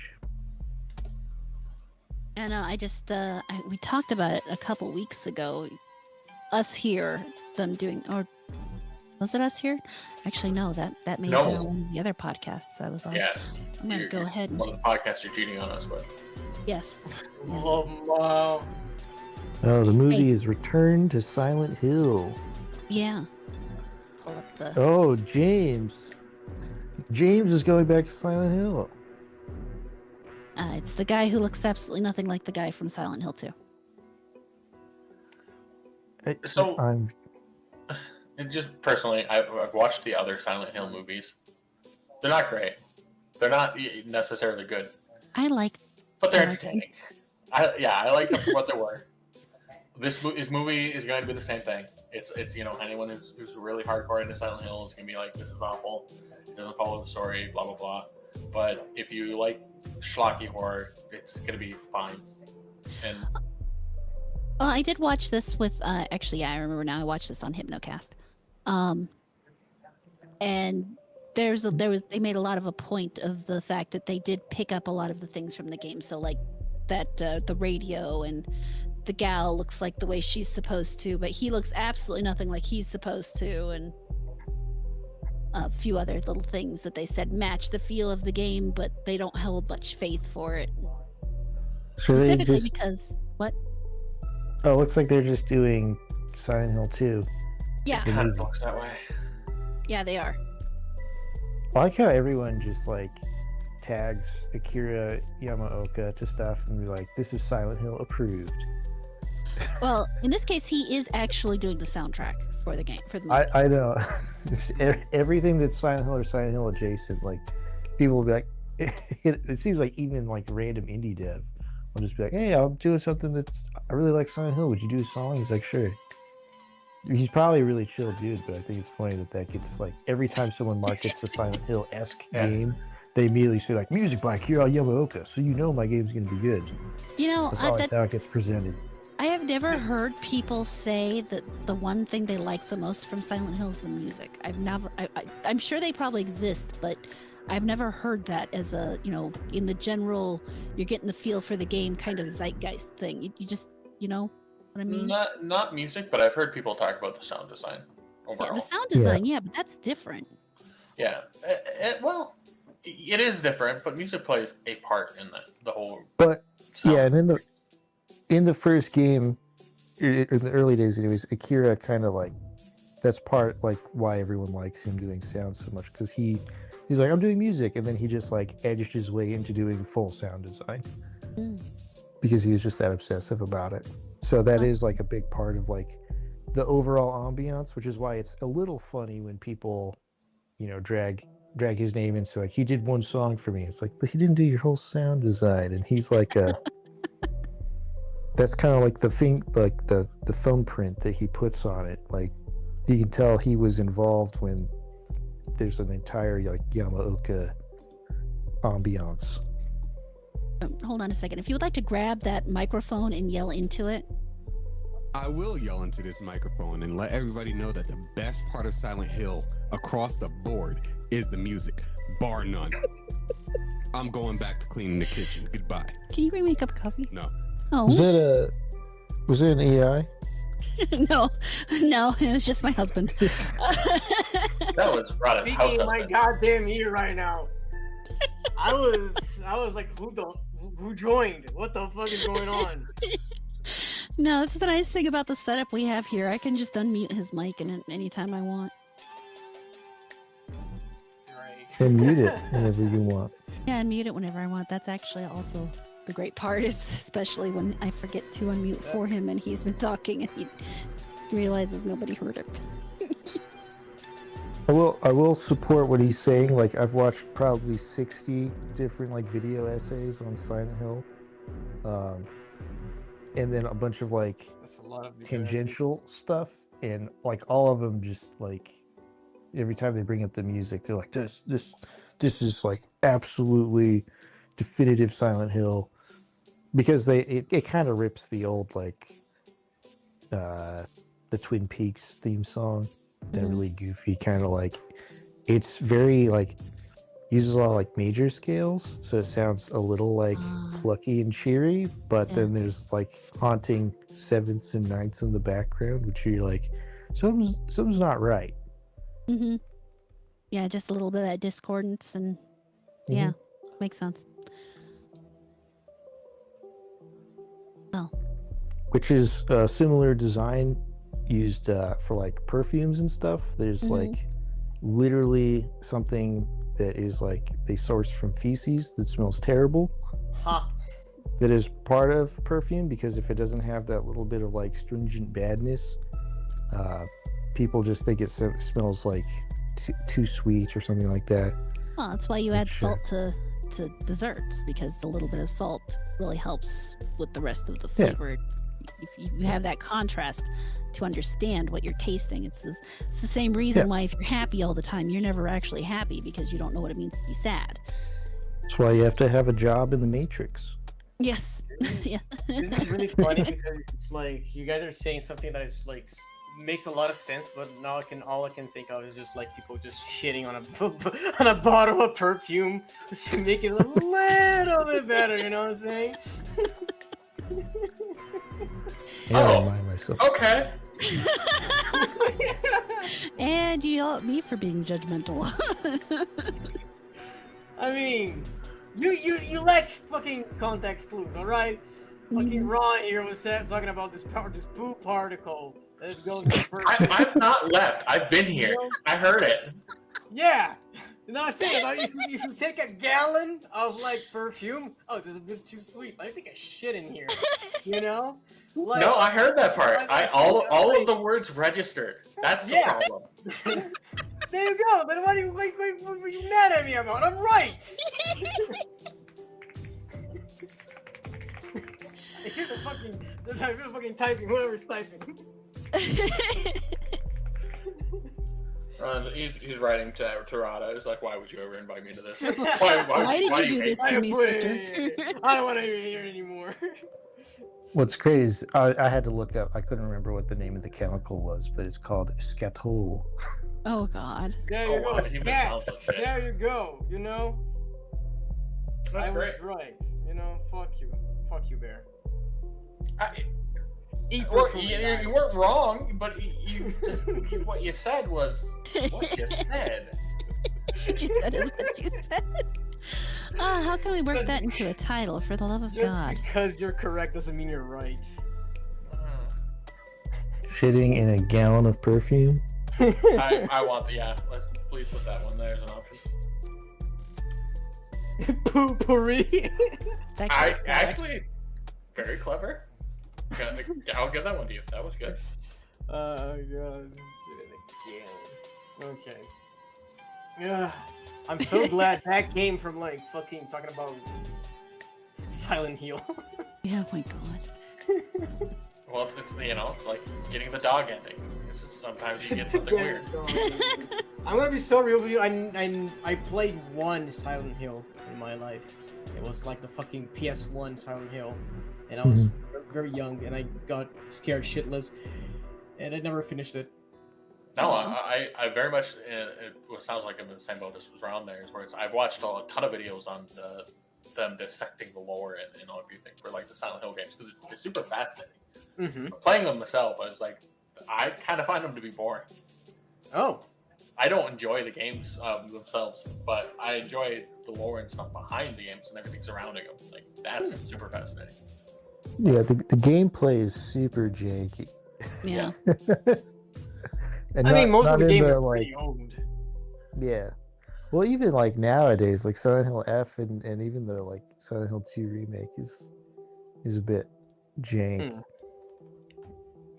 Okay. Yeah, it's the real horror was always the control scheme. Yeah. Yeah, at least we're not on tank controls anymore. Tank But I controls think- aren't always bad though. At least they make sense. Like they're not fun, but you understand why they're tank controls. Speaking of tank controls, the time I have left game, tank controls. Oh. But it's also static camera angles. So Nice. I like how you say that. Like that's a positive. I don't mind it. I don't have any problem with static camera angles and tank controls as long as they're trying to get something through with the art style, which feels like the game is. But I guess I won't consider static.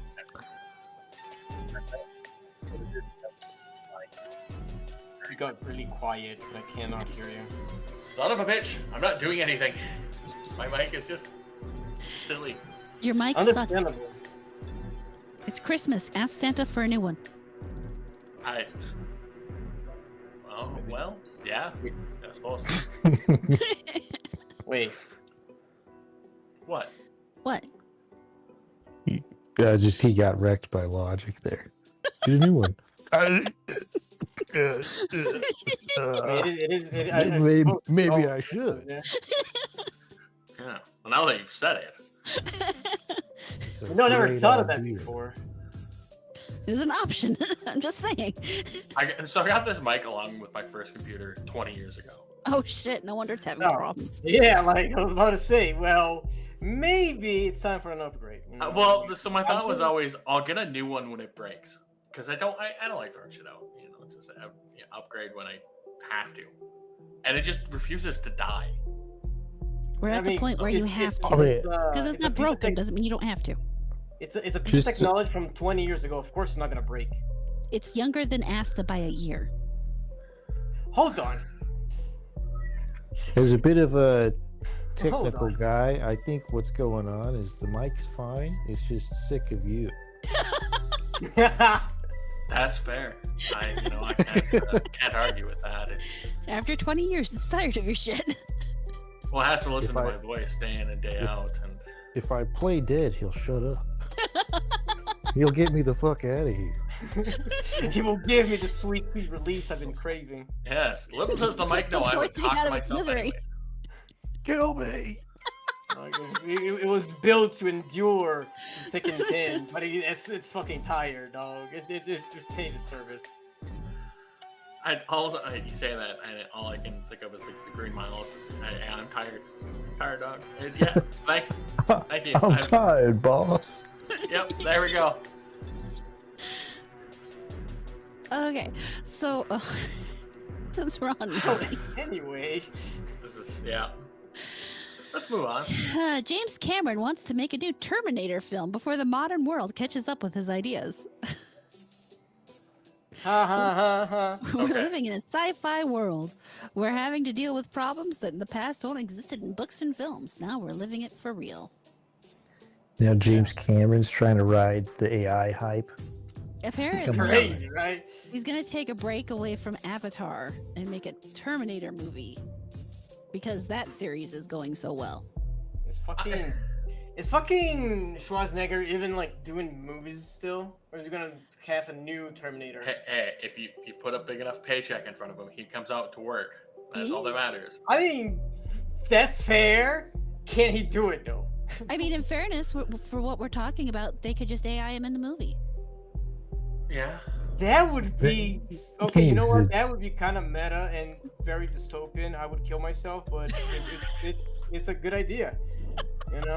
If James Cameron uses AI to make the new Terminator film, I think that's That is like that's definitely a piece of art.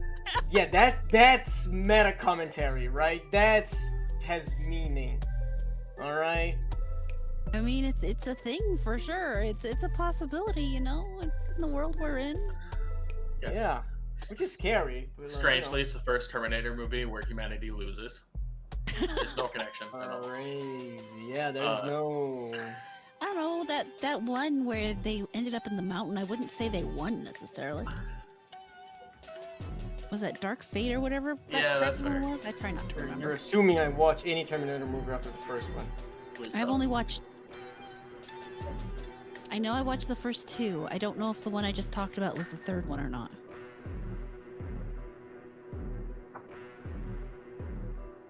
Mm. But that's all I got. I have actually watched all of them. This is another one of those movies where, with the exception of like the TV show, I really didn't care for, and the one where they went full woman power, which I really didn't care for. They're all kind of just I can have them on the television and watch, and it's like yeah, okay, I'm entertained by this enough that I don't turn it off. I mean, it's a valid feeling, you know, like fucking. You sometimes you want to turn off your brain. You know, I understand that.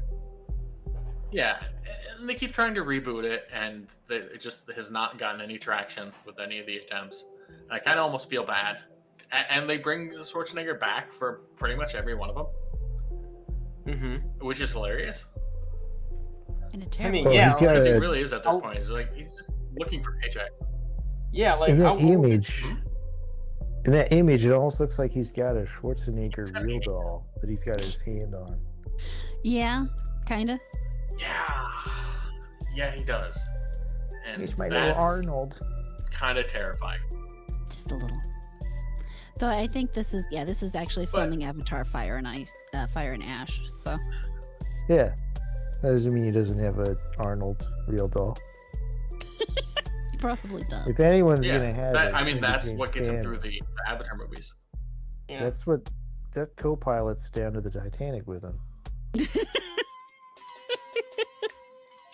He doesn't go anywhere without Okay, his little so arm. I guess the best way to put this, I'd rather him make another Terminator movie than make another Avatar movie. Yeah. Yeah. Okay. Yeah. All right. Yeah. I mean, if he has to make another movie. He has to, you know, gun to his head. He has to make another movie, you know. Yeah, I know. I'd much rather him just retire, but I mean, no. this- if, at this if he's gonna make point- another movie, yeah. At this point, fucking most of Hollywood has just money and like time to retire, and they just don't. Yeah. God knows Well, why. I mean, you're assuming they spent their there's money someone to wisely, take so they over. have the money left over. True. Look what happened to True. You know Nicolas what? Cage.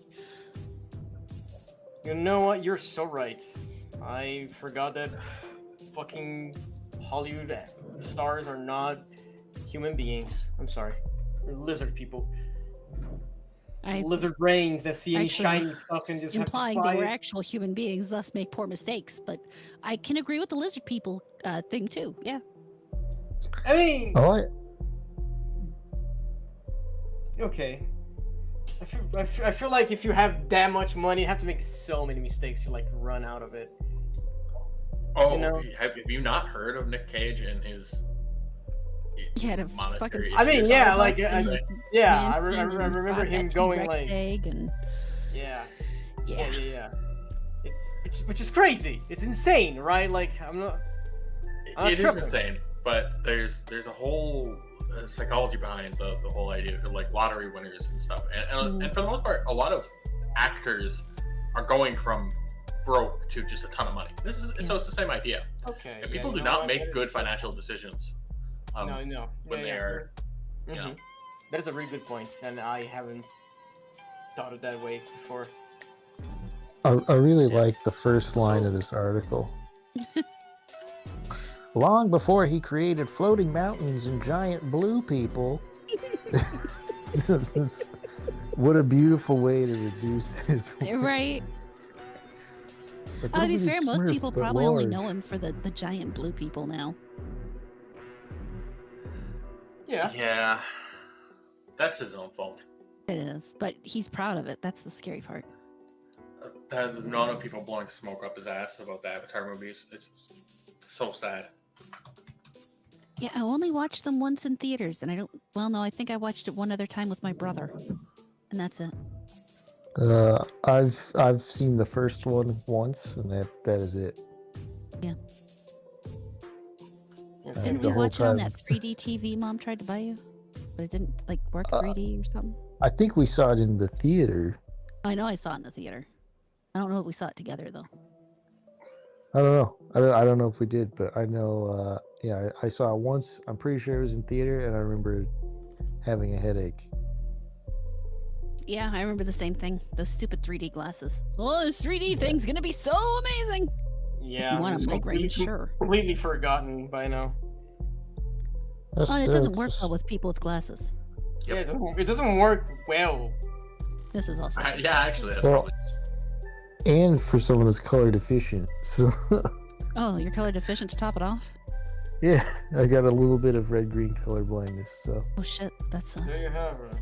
You know, it's just. It was a cool idea. It just doesn't work.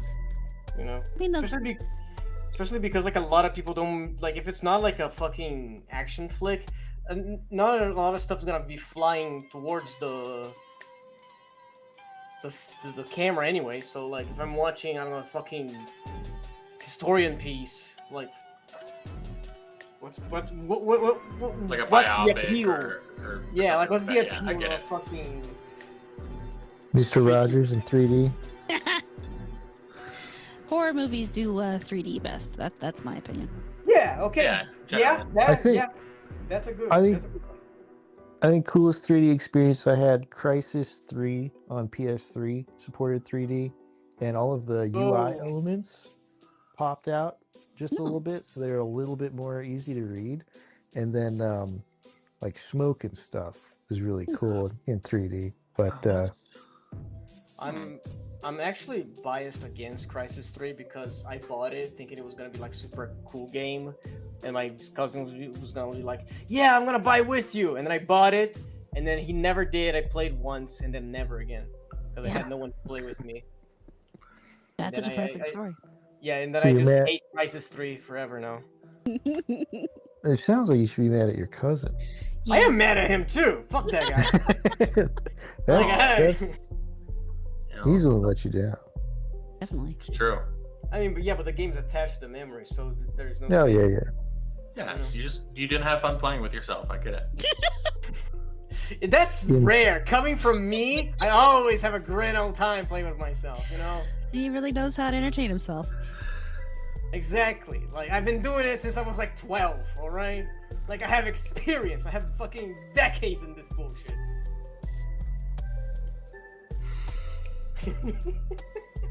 I just love that Bear just like breathes now. Okay. He doesn't say anything. I can feel the disappointment. Since AI was brought up, Yep. Oh, Amazon's AI English dub for banana fish is hilariously bad at times. Well, all I'm gonna say is it's called banana fish, so there's that. Yeah. No, No. so I watched a couple of the clips for this. It is so awful. Banana Fish is a good anime. The fucking dub is just, oh my god, I'm disgusting. just gonna make sure How- that this is gonna work. How are you guys gonna say you don't know what Chimpanini Banini is, but you know what banana fish is? I don't know what banana fish is. That's part of the point. Wow, okay. It's well, I'm getting to the like it. I don't blame people when they like believe AI stuff when they see it, because we're at a point in life where you can just be like, "Are you seeing banana fish?" And people are like, "Yeah, that's a thing." It sounds totally plausible. You're not. I mean, fucking... it's one of those Japanese titles that is just stupid, you know, like fucking I Want to Eat Your Pancreas. That is a real title of a very beautiful like drama, you know, but it's called I Want to Eat Your Pancreas. You know, it's just Japanese being fucking eccentric. Well, Sorry. it's Yeah. a lot of Japanese names and titles do not work well when translated, especially that's like true. character names. Like if you ever, a lot of the times they're really on the nose. Yeah. I wonder if the original name of the show makes sense in Japanese. You know what? It's a Let's good Google question. that. Play the clip. I'll Google that. Yeah, you put a clip on. Yeah. Okay. Let's make sure I'm. Damn it! Everyone's crowding into this tiny space. I need space to move. I said I need space. You overdone son of a bitch! Hurry! This way! Come on! After him. The fuck? I read all your moves. I saw right through you. No, stop! Don't do it! Ah! Skipper, no, please. No, Skipper.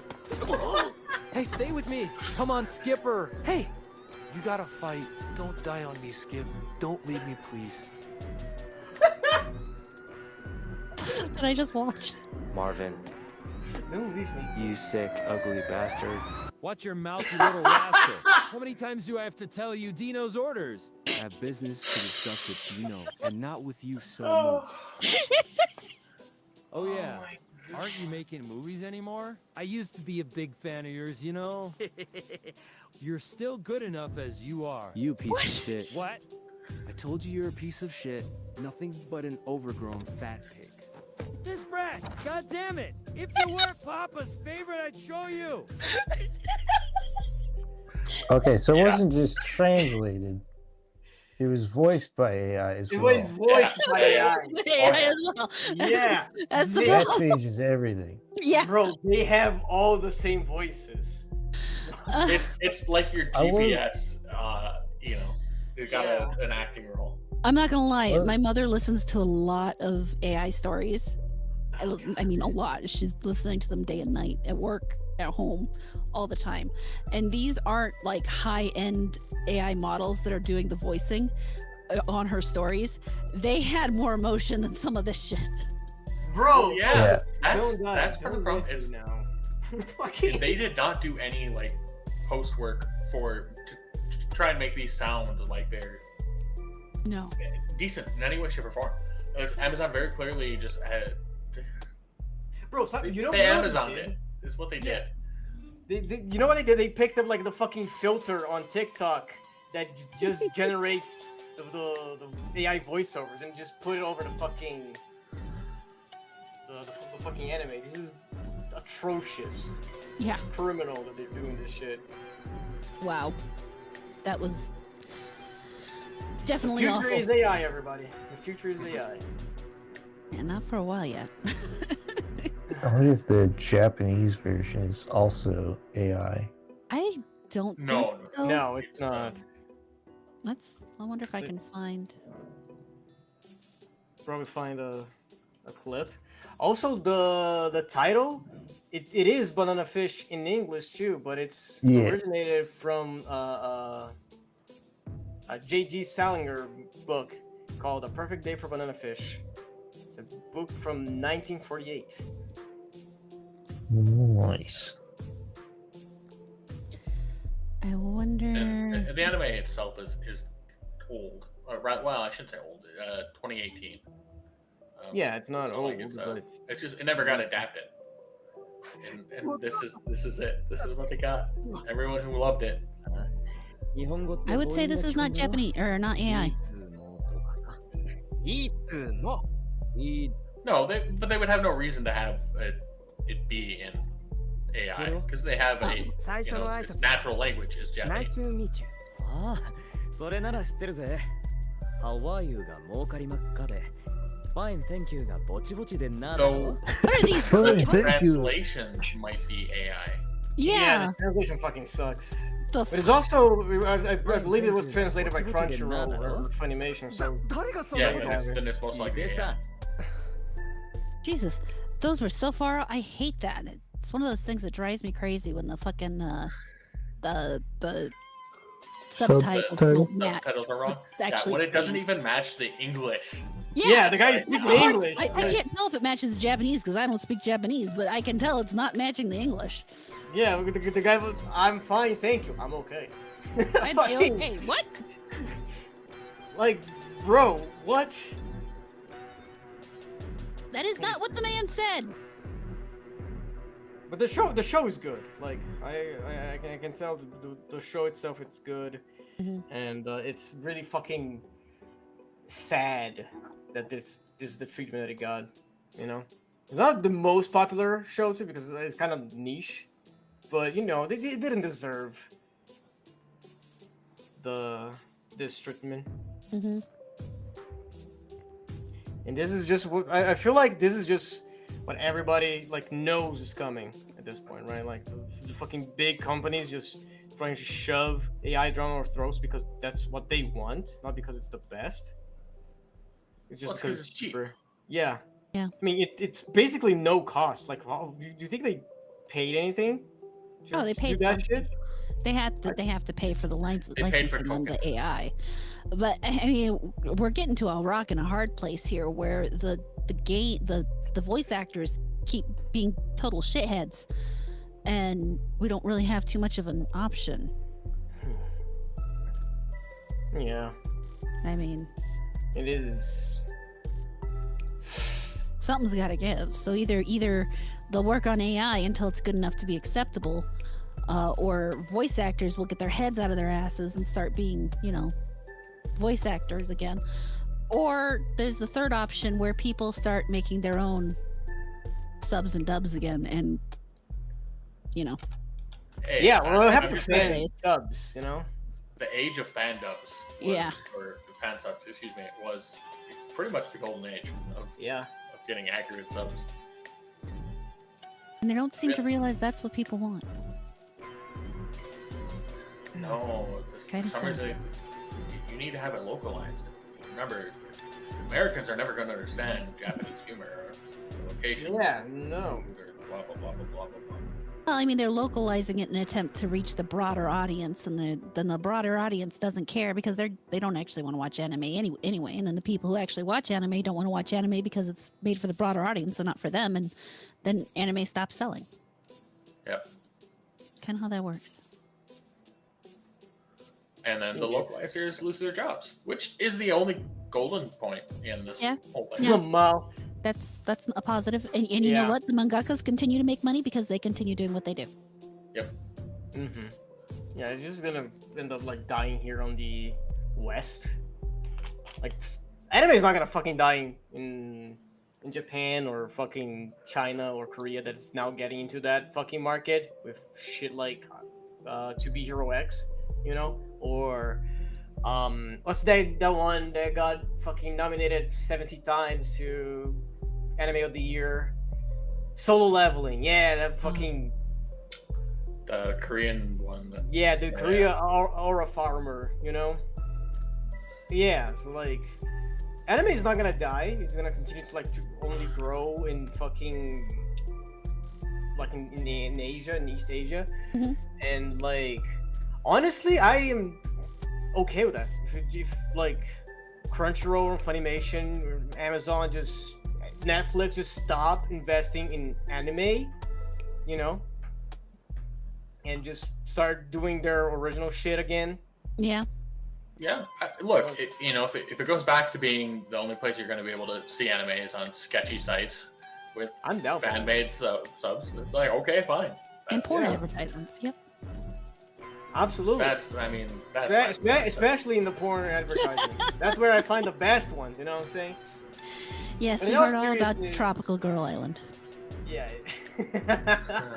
In all seriousness, like it is sad that like people here in the West like that are passionate, that want to be voice actors or want to be animators and stuff. Mhm. It's getting harder for them to get fucking jobs that they want. But like if the alternative is this shit or just AI, I feel like just stop bringing anime here. You know, we can find our anime in fucking sketchy sites. People are bilingual. Some fan is gonna speak Japanese enough to translate the stuff that you like. You know. And that's how we got it once upon a time. So. Yeah. Well, but that's not the way it's going to end up going. And like I said, as much as I would be okay with it if it worked that way, it's not. What's going to happen is there is going to be refinement, and in 5 years, 10 years maybe, you're going to have these AI abominations just as everyday things. Yeah. It'll be the normal way that it gets translated. Mm-hmm. On the plus side, they'll be a little less abominationable. Yeah, people are gonna just excuse it because it's like in good quality. The same way they excuse like a bunch of like AI arts nowadays. You know, fucking how good stuff like ChatGPT has gotten with generating images. Like people are just excusing a lot of it, and there are people are getting fooled by it constantly. I get fooled by it constantly. Like I have to like double check every new artist that shows up in my feed. You know, to be like, is this really your art? Oh, and the scary thing about double checking it is, depending on how you're double checking it, your double check may actually be wrong too. Yep. Yeah, you know. Well, yeah, and that's something that at least I've come to conclude is like I have no ability to check anymore. I just don't know. It was one thing when you could look and it was like, all right, well, they got 7 fingers, and that person's teeth are melded into their lips. It's like that's probably AI. Yeah. Nowadays it's like maybe I don't fucking know. Yeah, no, it's really concerning. Like people are accusing real artists of being AI. You know, yeah, it's every day you have a witch hunt going on like X, where it's like, well, this person's AI, and you get a whole doc dropped on them, and it's like, I see you have evidence here. I believe that you have evidence. I don't know what your evidence is telling me. I don't have the skill to differentiate. Yeah, it's like exactly. Like, well, it's scary when they drop that doc and then someone uploads their time lapse and you can see them actually drawing it. And but then there you have fucking AI time lapses, which is a thing now, by the way. So it's like it's gonna go back to like he said, she said. You know. At some point, it's gonna circle back around to you're just gonna have to trust the person who says they're doing it by Yeah. hand, and if you don't like what they're doing, you're just gonna have to ignore them and move on to someone else. Yeah, because people are gonna fucking create AI stuff. Like, Unfortunately, people already are doing. They're making money out of it. Like there's Oh, yeah. like a bunch of like, again, people getting canceled because they have been like selling AI. You know. or people getting Like, canceled because people think they're selling AI too. Yeah, so in some cases, obviously it's a misunderstanding, but I don't believe it never happens. I'm Oh, pretty I'm sure it does. There Absolutely. are a lot of people that can get away with it. You know. I'm sure a lot of people are, and as time goes by, more and more people will be getting away with it, especially as they learn how to manipulate the AI more to create things that look more Yeah. artistic than before. But at the same time, at that point, they're probably spending about as much time as they would have if they actually drew the thing. Too. Right? It's like, what are you even doing? Right? If you're just It's a different skill. I know it's not the same type of skill, and the worst part of it all is how it learns to come up with Yeah. that, as opposed to Mhm. everything else. But in the end, what can you do about it? I can kill myself. You know what I'm saying? Yeah, but we like you too much to let you do that. Aww. Yeah. Yay. Yep, now and now it- that I've said that, I have to go wash my mouth out. I have no idea what's going on here. This I found in the topics, so we're gonna watch this and find out what this is about. Okay. One of my Not favorite actual parts about a gameplay. lot of villains in Star Wars is that they have just like the capability of making a right choice and then consistently do not make good choices. What? Huh? Ooh. Okay, we're mean- gonna listen to that again. Everybody, pay close attention and see if you can figure out what's going on here, because I have no idea. One of my favorite parts about a lot of villains in Star Wars is that they have just like the capability of making a right choice and then consistently do not make good choices. I'm Counterpoint: Darth Vader saves his son yeah, from that's being Yeah. killed by Palpatine. Yeah. You know. He was given the opportunity to sit there and watch his son die, but he was like, "Yeah, you know what? I appreciate my lineage." eventually after yeah. he realizes he has one. Villains. I mean, yeah, but you know, as Anakin, he also has made good choices. You know, he not like before the murder of the children. You know. Well, no. I mean, I'm yes, with him. but- I'm with him on that one personally. Damn it. The rest of the Jedi, I think he could have left alone, but the younglings had it coming. But all the You wrong can't- choices, as far as Star Wars villains go, make sense to Yeah. the universe and stuff. Like they are succumbing to the dark side. They're giving into those negative emotions. You know, Anakin chopping down all the children. You know, that's him making a wrong choice, Yeah, but like, arguably. but it's like Because, fueled by his love for um, for For Padme. Padme. Yeah, or like even Darth Maul, his slight appearance and him going after Obi-Wan. He makes mistakes because he's you know given into his arrogance and his pride and such. It's they make wrong choices because they're flawed, and that's Yeah. kind of a big thing about the villains of Star Wars. They're fundamentally flawed. yeah, it's kind of the That's kind of the point. Yeah,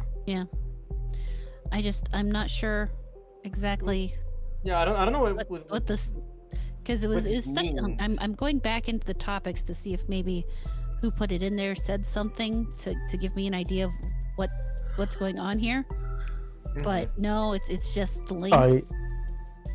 I do know that recently Bungie did a crossover with Star Wars. Oh, did they? Yeah.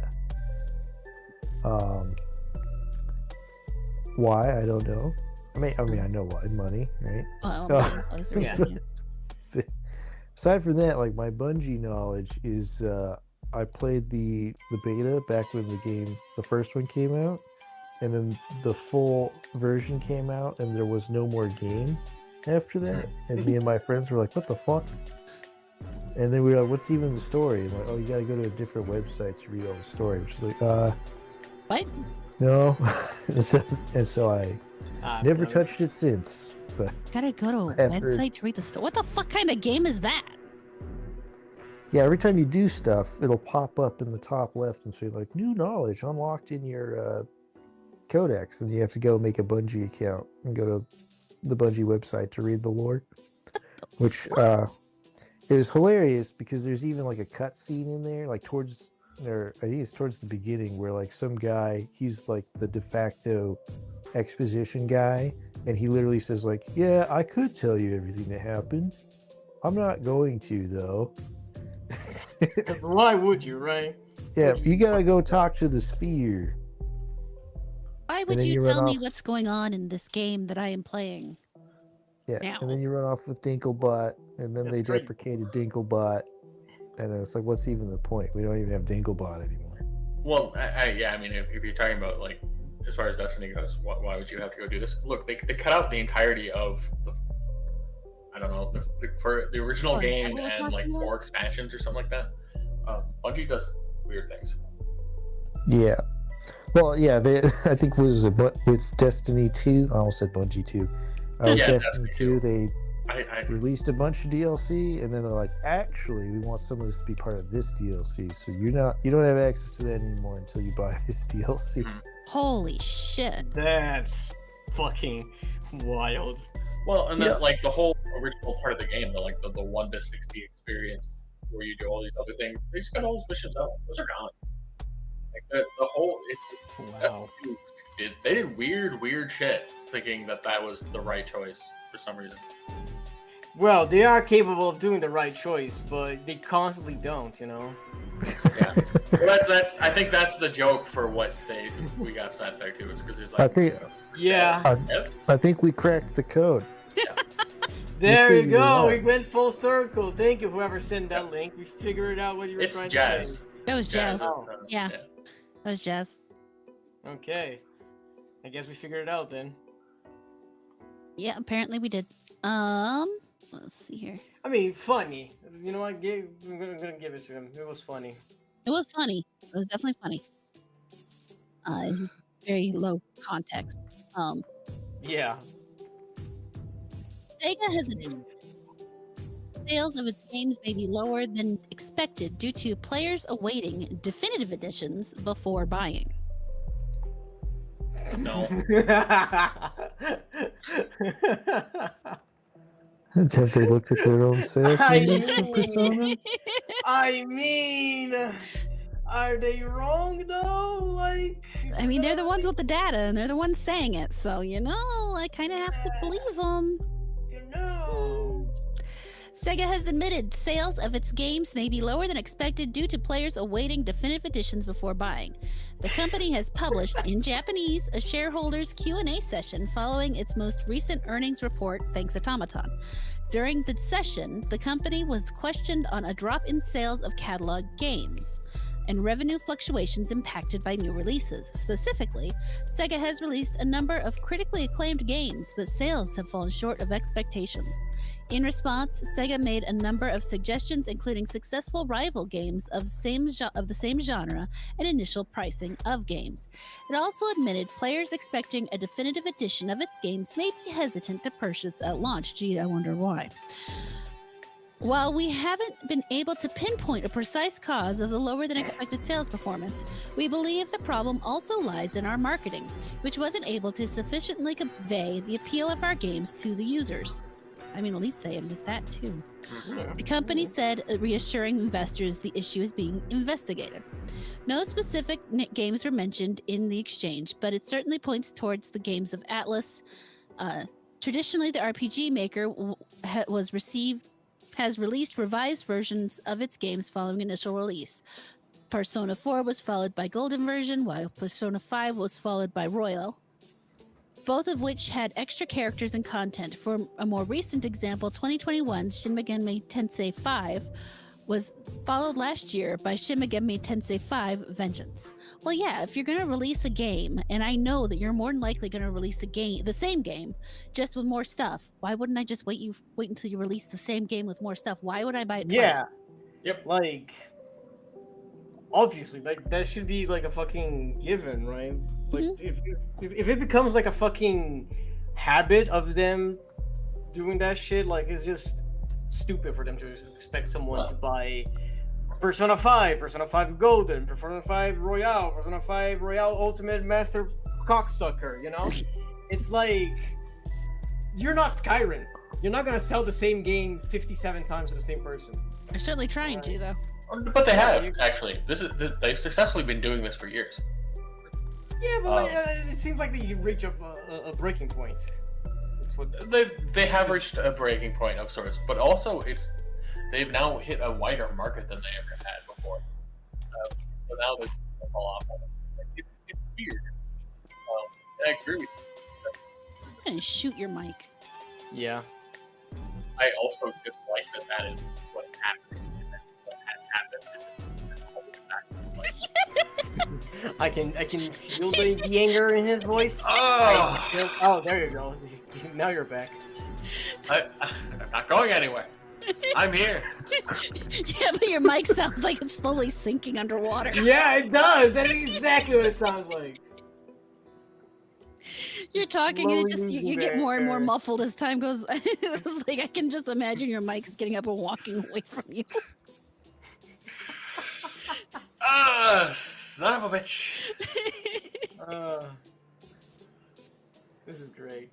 Great insight. I agree I was entirely, Bear. Like, I get it. I get that this is an issue, and I'm guilty of having done this myself, where I've waited for the definitive edition, just because I know it's coming. Well, But it's not an issue. It's just wise buying behavior.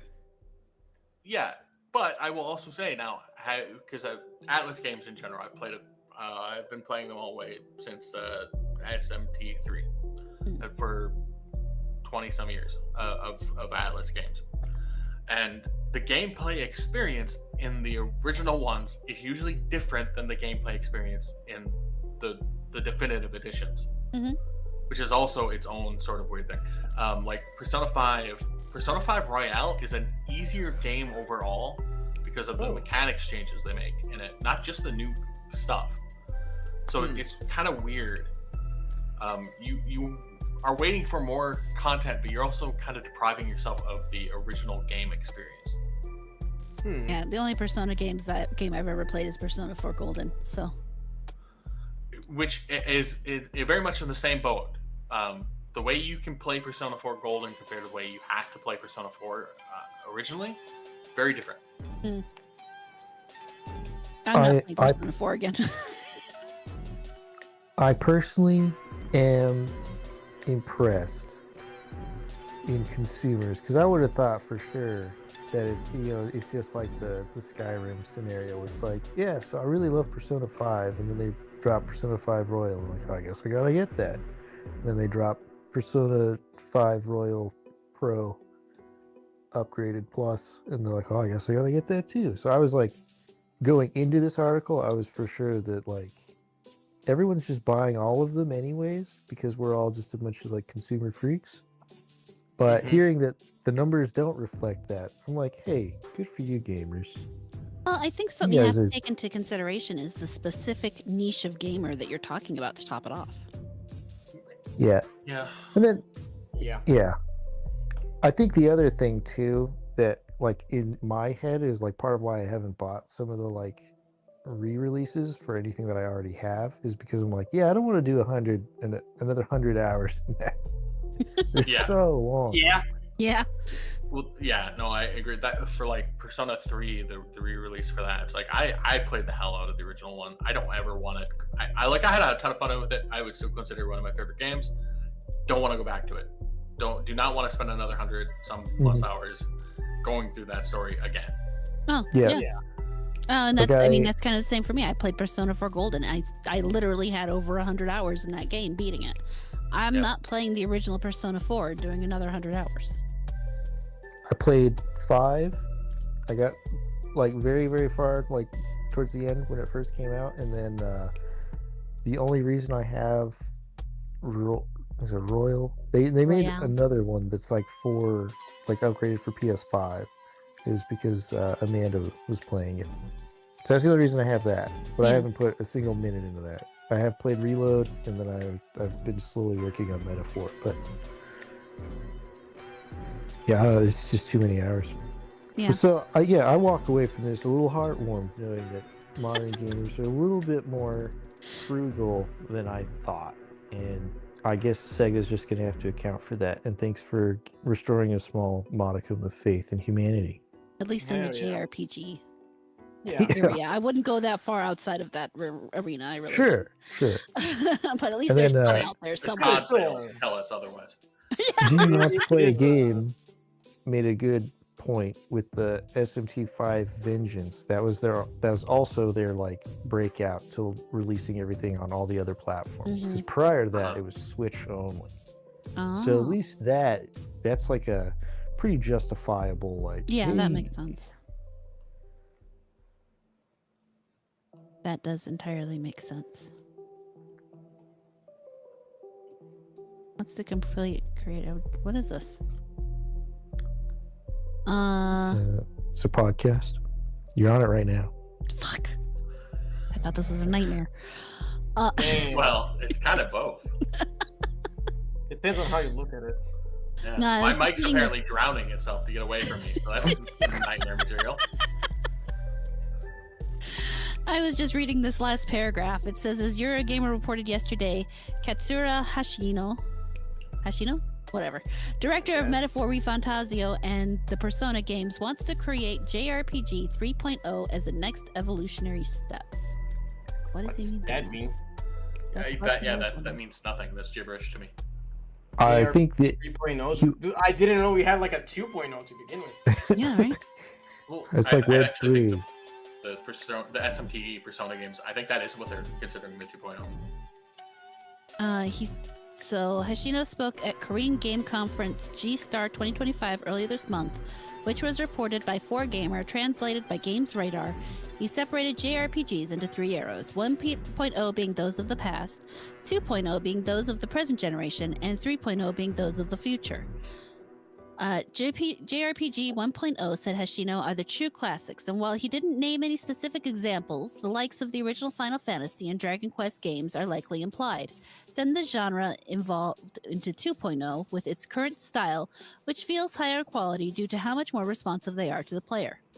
As for JRPG 3.0, Hashino didn't provide any explicit details, but he said he believes there will be a greater dimension to these games, and they'll change the genre's structure and presentation at a fundamental level. It begs the question, what does this mean for Persona 6? Okay, so it is just director gibberish. Yeah. Wants to break the paradigms. Yeah. I mean, it kind of makes... I know that Expedition 33 is a French game and not technically a JRPG, despite playing in the same style. No, but I would say it's JRPG genre. It's a RPG as far as I'm concerned. I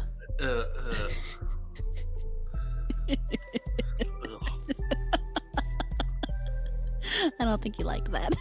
No. Yeah, no. It makes my skin crawl. Yeah, that's the kind of sound he makes when I talk shit. Which also makes my skin crawl. So yes, and they're very much the same sound. That was kind of a bonus there. I'm not gonna There lie. you go. I'm glad to be of service, I think. Gringo says Persona 6 is going to take place in a nursing home. Yeah. I saw that. Wouldn't At least that it'll be technically- contemporary for its audience. I mean, it's okay. At least if it happens in a nursing home, at least all the characters are gonna be of age, you know. That's Oh true. god. Of a All the certain social age links will anyway. just be- the romances in that game will be uncomfortable and What do you mean? You know what they say? The wrinklier the fruit, the sweeter the wine. I have never heard that. That is a I want to unhear it, as a matter of fact. That is a real thing that I heard recently, and I need to share with everyone. I am not glad you decided to share, but fuck you. Anyway. The calendar mechanic will make a lot more sense, though. Yeah. Kids sticking to his schedule? No way. Grandpa's getting his fucking pills, though, at 8 o'clock on the dot. And at I mean, he 8:15, has you to, better you know? be there to wipe his ass. In bed by 9. Yeah, that's the Yeah. one thing I didn't like about Persona was that whole schedule thing. That really irritated me. Oh, there you go. Now And you yet have I a managed to get through the whole realistic- game. What the fuck? So, this was shared by Asta. Apparently, let's take a. I don't remember what it is. You don't remember what it is? Unsurprising. No. Well. Play the video. I'll remember. Well, We're gonna find out together now.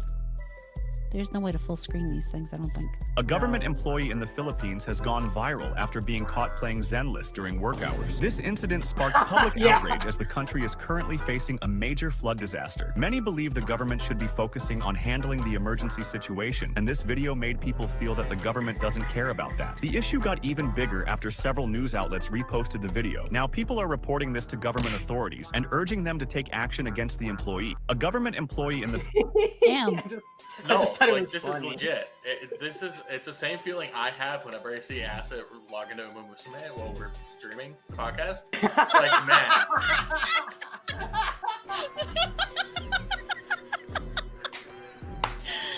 It just, I feel like there's a little, your care and concern should be turned elsewhere, but you know what, whatever, you do you.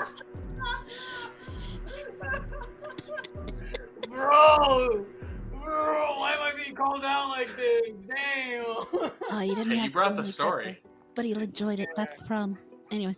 I think it hits. I think that hits on the core issue here. I don't think people are upset that he's not focusing on the floods. It's that he has internet and can play, and they're pissed that they can't. Yes. Yeah, that, yeah. The privileges of working in government. Not that every other part isn't constantly fucking you over as much as it possibly can or anything. No, the government would never lie to you or like fuck you over in No, any way. no, You Why know. would they do that? No, the government's your friend. Yeah. You know, I just From the government, I'm here to help. Those never strike terror into anybody's heart. No, never. But This was a really funny story, and then it was like, damn, fucking. You know, while that shit is happening, you know, like all the floods and stuff, and then you just see like a guy fucking playing a gacha game. I mean, on one hand, I can kind of get it. You know, all of your friends and your family is probably worried about being underwater, and you're stressed, and so you're like, you know what? I'm just gonna take a couple minutes here, and I'm gonna play some. I don't know how these games play. I'm gonna play this game for a few minutes, and then I'm gonna get back to work and be focused. You know, I can understand that. I can understand that if you were playing like solitaire. You know. No. That you know, it works to be for modern games too. It's fine. Zenless is it's the same sort of slop. It's a solo game. I feel like okay, it is lob. It very much is lob. It's something you do like in fucking 20 minutes, right? Your daily in 20 minutes. But still, it lacks a lot of what a lot of gachas have, which is like the auto function. You know, so you have to be playing the game, right? It doesn't. You know, if it was something like Uma Musume, which is you can just click on the race you want to do, and the game does it for you, you know. I feel like this is just something. Never understood buying a game that plays itself or playing a game that plays itself. I suppose I should say. That's. You know, I There's guess a psychology behind that, you know. for these people, you know, I get it. They're in the Philippines, and Yeah, we just leave it at that. You know, and whenever you see like you're like obviously I would bet money that the guy that was playing fucking Zenless during the fucking work hours was probably just like a fucking receptionist, right? I doubt there's gonna be like a fucking anyone with any power to do anything. You know, like he's not a fucking 911 like caller, like receiver. Anybody who does you know? anything vaguely important. Yeah, Well, exactly. And you can right? only Because there's be a doing lot. so much during a you know, an emergency flood situation, anyways. Yeah. Like Yeah. you're going to have downtime, and Yeah, exactly. Fine. You know? okay. Yeah, and the guy is just like a fucking normal office like worker. Like And look at us talking in defense of a government employee. What the fuck? What the fuck is happening? No, fuck that guy. He should be drowned in the flood. You know. He should be out there shoveling buckets of water. yeah, fuck that guy. You know. Next question. Doubling buckets of water. That poor man. It is his job personally to yeah. bucket the Philippines out from under all that water. Exactly. Oh, you know, not be fucking playing Zenless. He'd get the bucket out if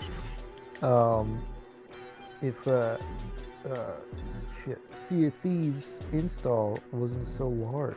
They started down the optimization layer. Then Yeah. he'll break the bucket out. There you go. The issue is the Sea of Thieves dev team doesn't optimize their you know, Yeah. That's installation site. And then after he does all that. Oh, go ahead. That's going to be JRPG 3.0. So you're going to get an actual notebook, and it's going to challenge you to stick to a schedule. Oh, God. Yeah. See if these 2.0 is like, hey, here's your bucket. Go move shovel like water out of it. 300 gallons of water, and you will get a vanity piece in the game. Yeah.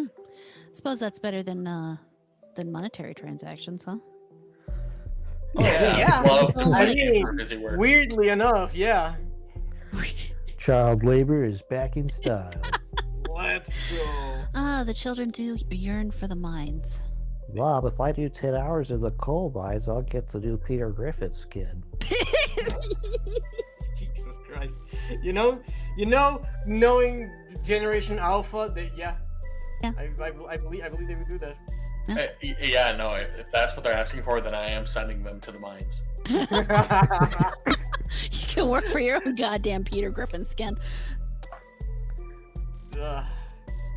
Beautiful.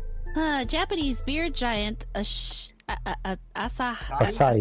Okay. Asahi, yeah. Says data breach hit 1.5 million people. Oof. Japan's largest beer producer has finished investigating the cyber attack and found that the incident impacted up to 1.9 million individuals. Damn.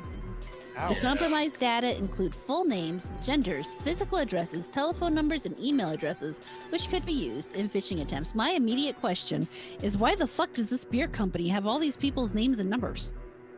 Yeah, Probably those- Japanese law for drinking, maybe? Oh. I would think if I was a beer maker, the only data I would be storing is that of people I distribute to, Yeah. or my distributors. Yeah. The only other reason you'd probably collect information is if you A, sold direct to people like online, and B, sweepstakes. I mean, I guess they have an impetus for collecting data because that gives them more information about their customers, but I just don't know like what the veil is with that they use. Like, So looking if I into give this, Why are people giving them this data? yeah, it's because it's not just a beer company. They also do food stuff, and for their online orders, you sign up for the Asahi Park membership, and you have to register with your name, your phone number, address, email, etc. yeah. So that is where that's coming from. I've also heard that there's the assumption that a lot of these breaches that have been happening recently in Japan has to do with their recent relations with the Chinese. You mean failing relations with the Chinese? Yes. Yeah. Well, you say failing, and I say good for Japan, but just apparently not all that good for Japan because their infrastructure sucks. But you know, they're trying to make things better for themselves, which apparently China doesn't like. So. No, China thinks they own everything over there. But to be fair, the Chinese and Japanese have very good reasons to hate each other. Yeah. That is true. That much is true. Most of Asia has pretty good reasons to hate each other. Yeah. Yeah. Yeah. The land wars over there have been coming. nasty. Yeah.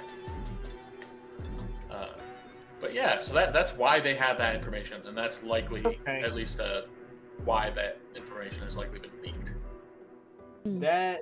That's awful, actually. Yeah. Fucking, it's pretty shitty.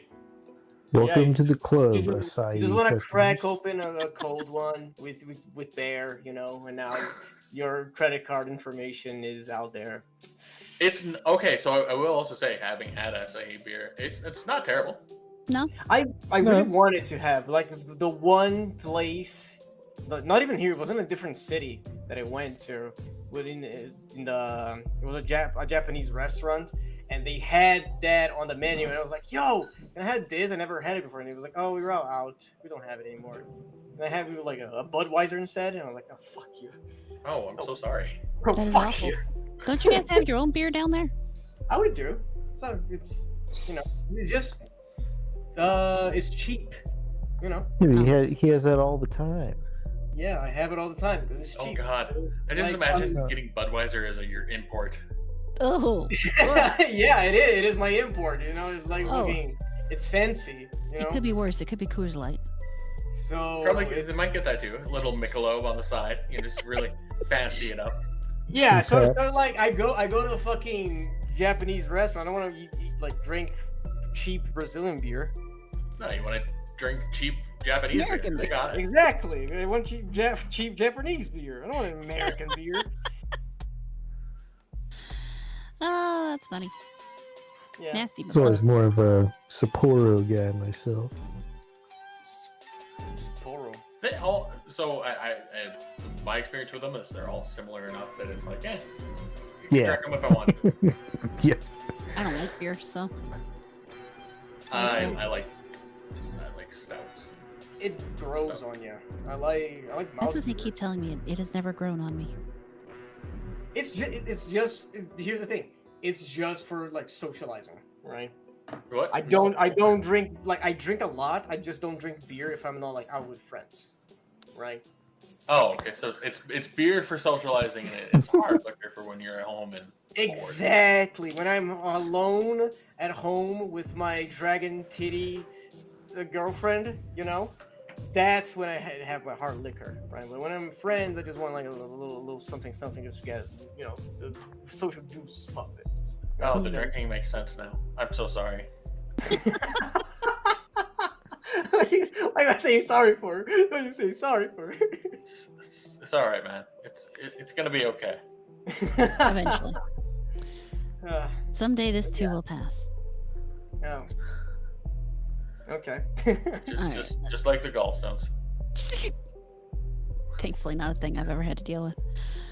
So, this is Quentin Tarantino's Yuki's Revenge. It's part of It's a part of Kill Bill that was never filmed.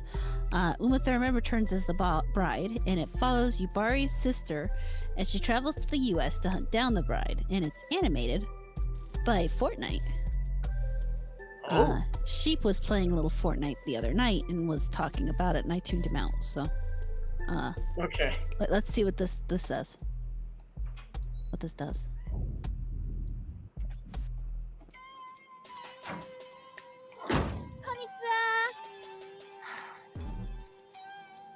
You okay?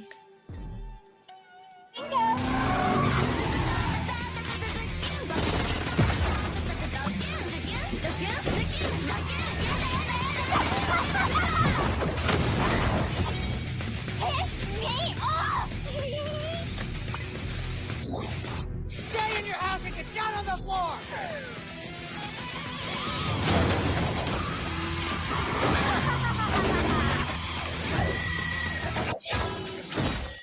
Does this remind anybody else of those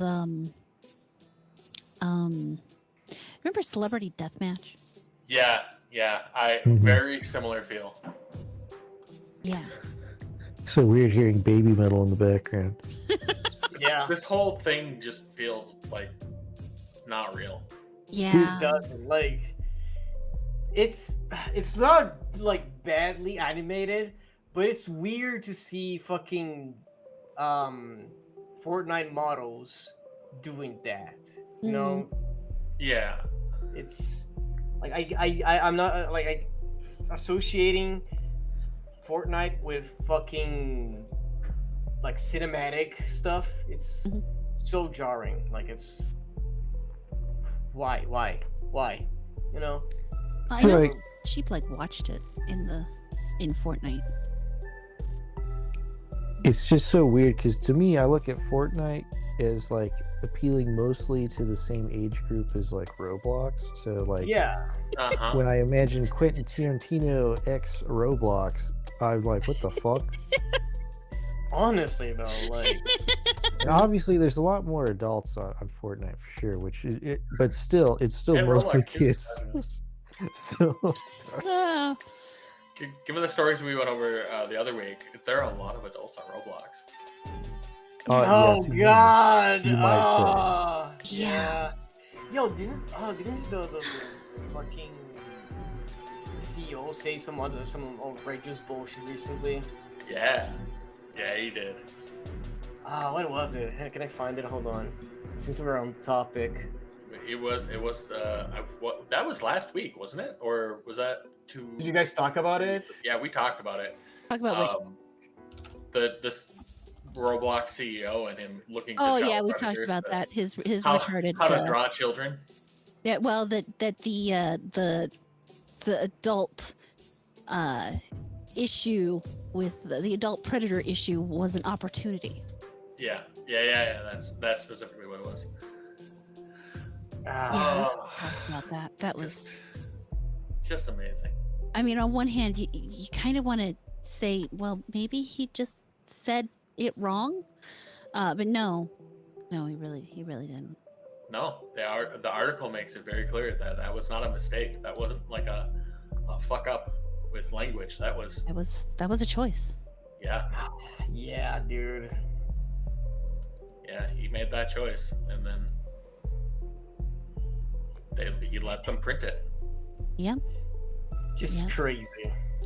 Like, this guy has no PR team. The thing I love most about Roblox executives is that they have all these opportunities to do something good, but they always make the wrong decision. Oh. So what you're saying is Roblox executives are Star Wars villains? Yeah.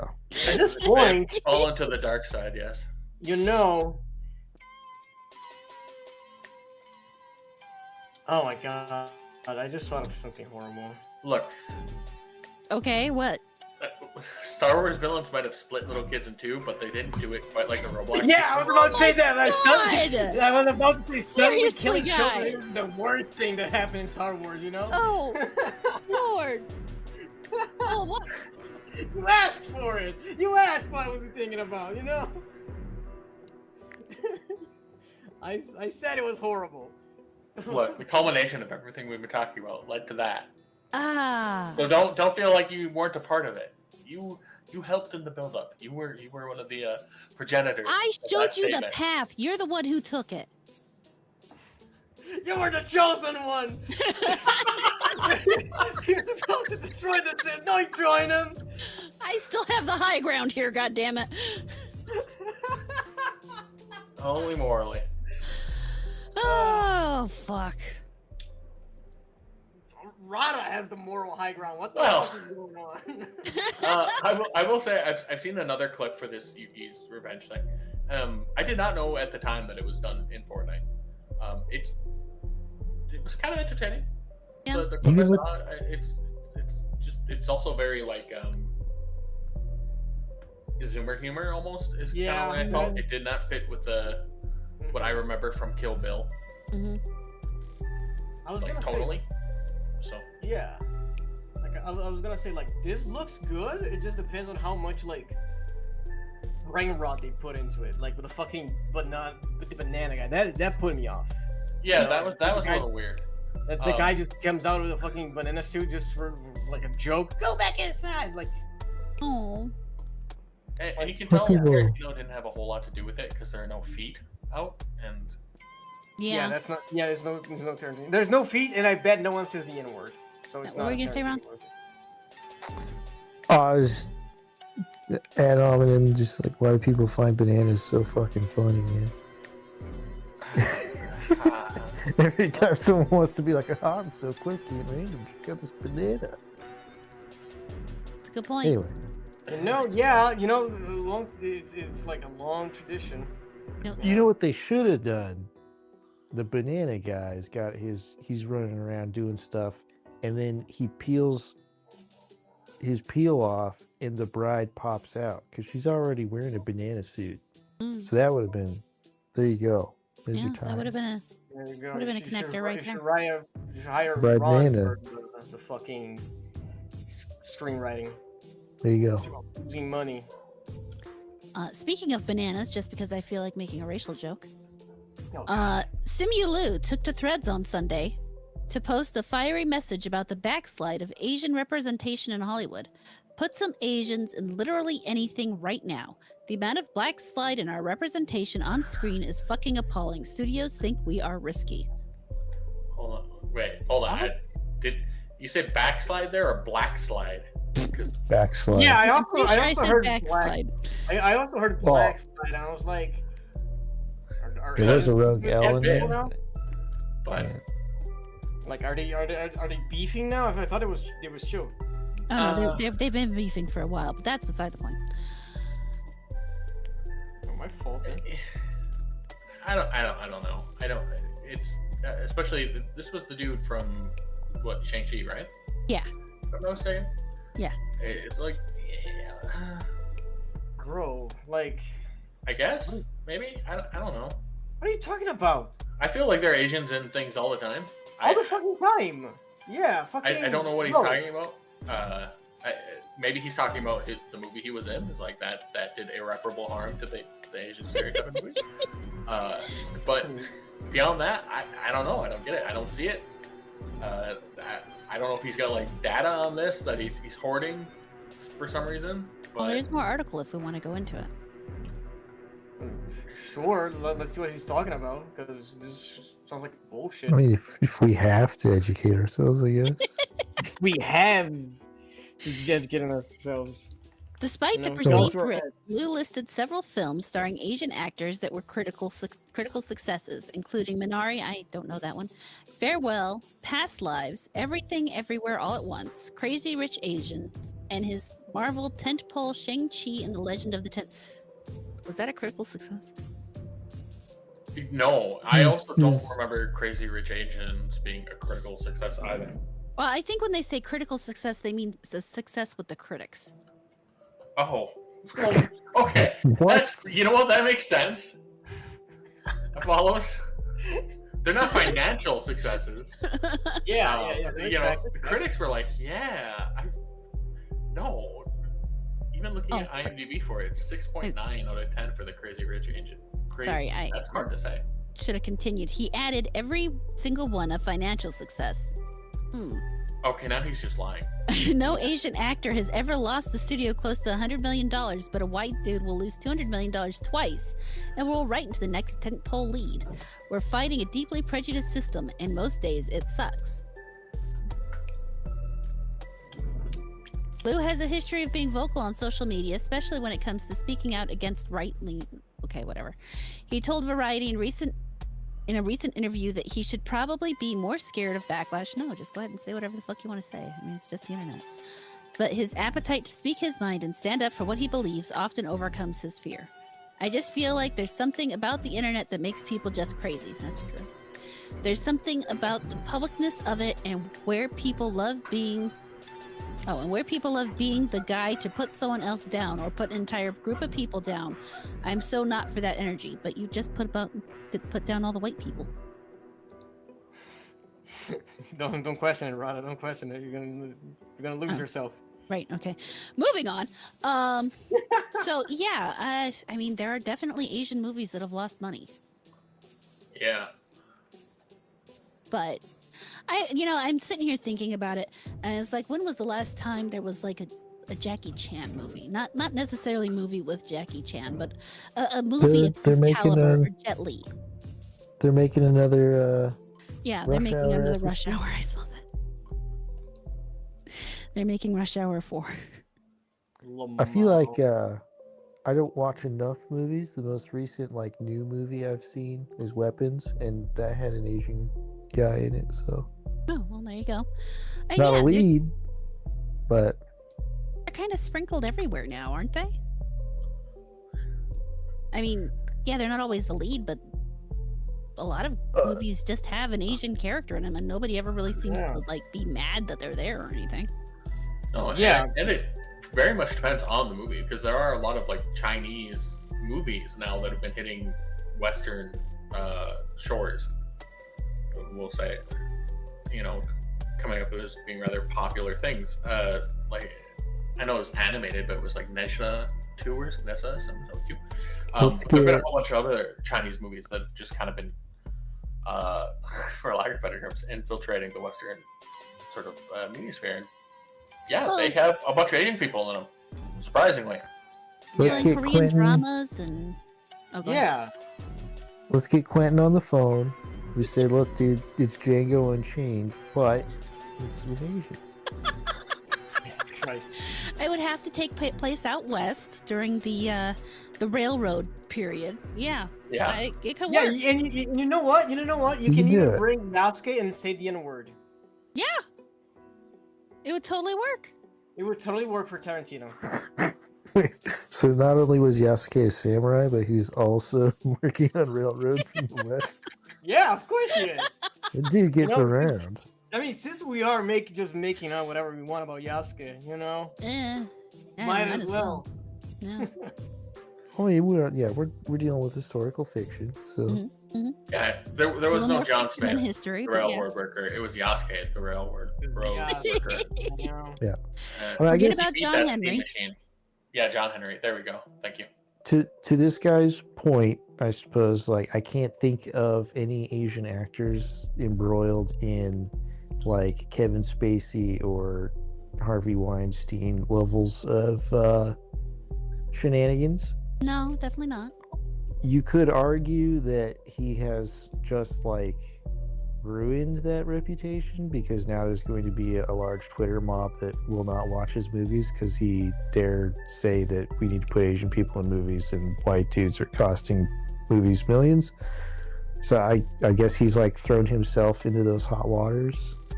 He's been in those Potentially. waters for a while now, though. He Sure. is a regular swimmer in those Yeah. waters. He's been saying shit since even before Shang-Chi came out. He just said it. Yeah, I feel like the only way to avoid being covered in mud is to not play in the mud.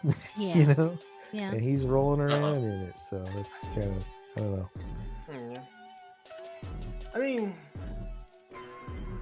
I don't know. There's pretty much it, right? Like, there's definitely no lacking of Asian actors and actresses in like movies from Asia that come to the West and are popular. You know, like, there's definitely not a lack of any of that. It is just, I guess, it's just the racial war that's happening on the internet constantly. Of like, oh, I don't have enough representation. Oh, I don't have enough that. You know, I don't show up enough. You know. I mean, I think because I'm thinking about it, and maybe this could be considered racial. I'm not sure, but it's like we don't have a current generation Jackie Chan. We have Jackie Chan, who's still alive, but we don't have some guy in their 20s or even their 30s of the same caliber. We have Aquafina. Oh, yeah, absolutely. That's Aquafina. Yeah, But we don't have any up and coming stars. I don't know that the modern landscape, like, I don't know Yeah. if we're gonna have those same like personalities that we Yeah. used to, Yeah. right? The I'm Bruce pretty sure- Willis and the Liam Neesons, you know. Yeah, unless you're a Oh, fucking man. Jake Paul, you know, and have a fucking billion subscribers on YouTube, you know. well, even then, I don't think that's real either. First off, it's Right. a Paul brother. But celebrity as it was when, I'm assuming your brother's around the same age as us. But Yeah, he's about your age. you know, from when we were younger, that sort of celebrity just doesn't exist anymore. And I don't think it ever will again. We're too It's fractionalized. too diluted. Yeah, there's just no way for it to ever have that again. So, yeah, we don't have any new Jackie Chans, but we don't have any anyone's. Yeah. Yeah, but that is not to say we don't have like big, like, actors like working in the media that are fucking I mean, Asians. Because like Like for example, Invincible, the guy voicing the main character is Asian, and he's very popular. He like voiced a bunch of like Asian characters, and not just Asian characters, but like characters in general in animation. We have the guy doing the voice acting in English for again. Solo Leveling is also a very prominent Asian voice actor. You know. Yeah, It's just but like once you get into VAs, you're talking about a more niche sort of like yeah, thing. no, absolutely. Yeah, I couldn't name a voice actor to save my life. Steve Bloom. Who? And that's the only Steve Bloom. That's the only one you need to know. Lol. Fucking Josh Young Bosch. There you go. Another one. Yeah. I'm not gonna remember these later. I have no idea what's going on. But that's the point. Is that Yeah, Max and I so- are a little more into the niche sort of like area where we know some VAs. Yeah. Yeah. Your average person isn't going to. No, absolutely. You know, but like my point is that not, you know, they're not avoiding like people of Asian ethnicity. Yeah, no, I agree. I don't think they're avoiding it. You know, But it's kind of silly to go and make like a whole fuss about this. You know. well, I think it's just this guy. I don't think he's ever going to be happy with however many people are out there. He wants to complain. I kind of feel That's like a he shame. wants to be the next Jackie Chan, but he doesn't have the same amount of talent. I don't even know. Who I, this guy is, I so- say let him do it. I say let him try. Yeah, let him follow like fucking 20 stories out of a building. You know. First, No stun double. You know, let him break some bones. Then he can be Jackie Chan. Right. By the way, I've seen fucking like the way they shot a bunch of like Jackie Chan's like stunts. Mhm. The guy is, I don't know how he's alive. Like he's You know, made out of Asta? titanium. On your free time, I want you to look up a guy called Buster Keaton. Buster Keaton. Okay. Yeah. So, someone from back when Amarada was a kid. No, it's even further back so- than that. Buster, how Keaton? Or the first thing.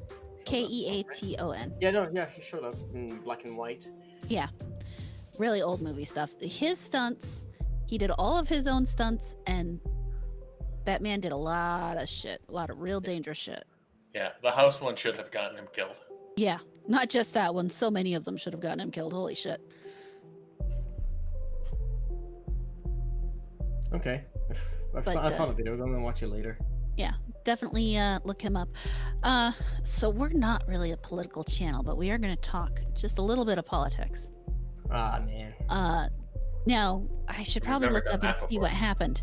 So Okay, give me context. this is from November 24th. And it says Adolf Hitler may win tomorrow's upcoming elections in Namibia. All right. Yes. The 59-year-old Nambian politician was first elected in 2020 with a large margin in the Omopanda constituency, receiving 85% of the vote. Adolf Hitler Uona represents the Southwest African People's Organization, which has governed Nambia since it gained independence in 1990. The country's electoral commission predicts that Uona will once again secure the majority of votes. The politician emphasized that, unlike his infamous namesake, he has no plans for genocide or world domination. This is Bodie McBoatface all over again. He looks Wait, like a very friendly person. Wait, his name is actually Adolf Hitler. Yeah. Adolf Hitler Uona. Uona. Uanona. Uanona. Wow. No. Okay. Bro, Did you just add a pop after that? someone did. Someone did. I heard that shit. Yeah, you're not slick. And it was pretty slick. But it was her. So this, I know it's very funny and very like unfortunate for it. Namibia was a German colony. Yeah. Well, I mean, it's South it's Africa. gotta- Oh, no, it's Namibia. Namibia. It's got a very strong German population even today, but That's where that comes from. This guy looks German. You know, modern German, yes. yeah. I mean, This is the face of I am not going to commit you a genocide. yeah. I mean, it's very funny that he chose like a political career with that name. You know, like, dude, you made your choices too. You don't just blame your. Well, he didn't make that choice. His parents made that choice. Yeah. I mean, yeah. I mean- I'm not saying he hadn't made all the choices, but he also, chose to. Did he run change for, his like, name or something, Ronnie? I don't know. Maybe. He could. He could. Could've. That's another thing that he, very much could do. Well, and my understanding is he largely just goes by Adolf. You don't mention the middle name too often. Adolf H. Uinona. Yeah.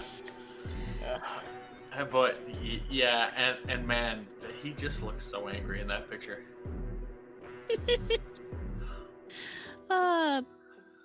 That's funny.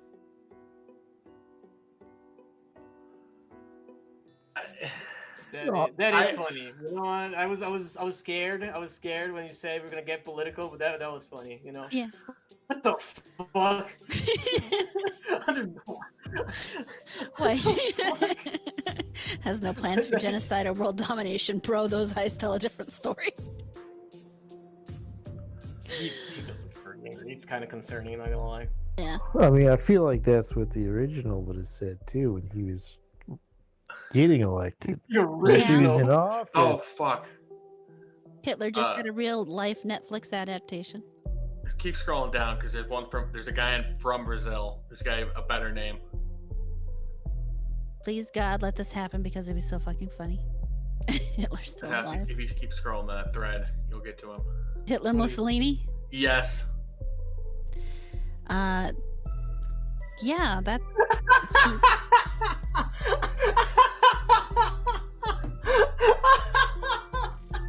There's no way this dude is real. There is no way this dude is real. I'm googling him right now. I would say he doesn't look very Brazilian to me. Well, there are a lot of interesting people moved to Brazil after the war. I mean, you're right. There is a suspiciously large German population. Bro. Even searching him up just leads to such interesting articles. Oh God, Bro, is he real? I found like He's real. Yeah, no, yeah, I found his like his about page on fucking. His daughter of Hitler Mussolini accused of spreading Nazi propaganda in Brazil. Yeah. I mean, he was the director of like civil police. He was like on duty until like a week after my birthday. Like, this is insane. So what does that role do, Asta? Do you know? It's like general director of police or something like that. Yeah, general director of police. Yeah, but like we have like civil police, which deals with like civil stuff. Like we have military police, which deals with military cases and stuff. So he's just like a director of police. Okay. I was just curious. Yeah. Kanye approves. Of course he does. Yeah. That's actually he looks much friendlier in that image. He does. I don't know about all that, Chief. That. Oh God. No. Okay. We're going back. Okay. Yep.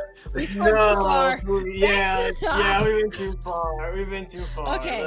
Okay. Yeah. That got into the dangerous part of the internet there for a second. Yeah. That guy's gonna get us, banned. Unfortunately, none of the accidentally reading things out loud we're not supposed to say out loud happened in that short period of time. So, yay only we on had that. Jazz here. If only we had Jazz here. I mean, you could call him in sheep, can't you? I mean, if I really needed to, I could, but I think I'm not sure what he's doing. That's fine. What's the next?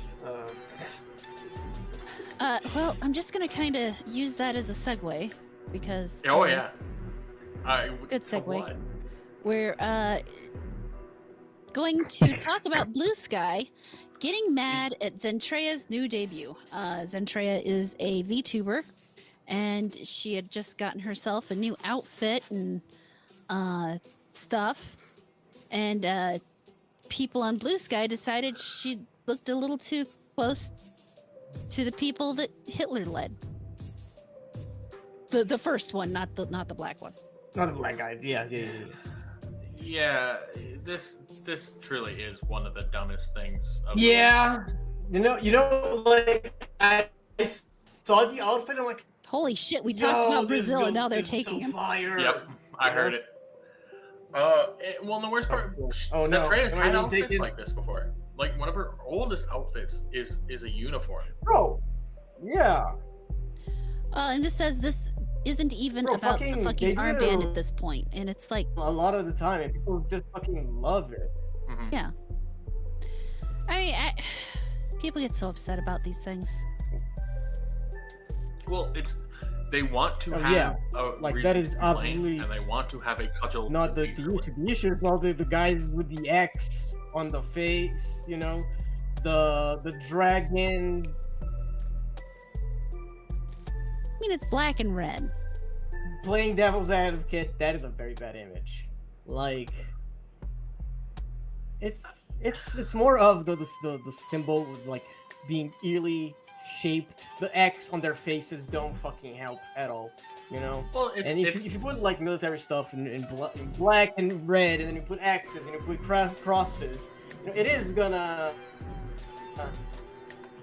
people look overly bad, obsessed with that, then yeah, it's gonna evoke certain emotions. Yeah, you argue there's I'm not jingoistic, but there's no reason for it to necessarily be fascist, nor extending it further into being like Nazi, etc. You know, there's a lot of stretching, and let's be honest, the people on Blue Sky, they only do mental stretches. That's it. It's just kind of a. Yeah, absolutely. It's stupid. It's very stupid. I think the difficult thing for me is that if you don't ever let people use stuff that looks semi-similar to things that you think are bad, then they never get any other connotations put to them. So then you only ever think of the bad thing, and you don't ever get any other new definitions. It is kind of dumb.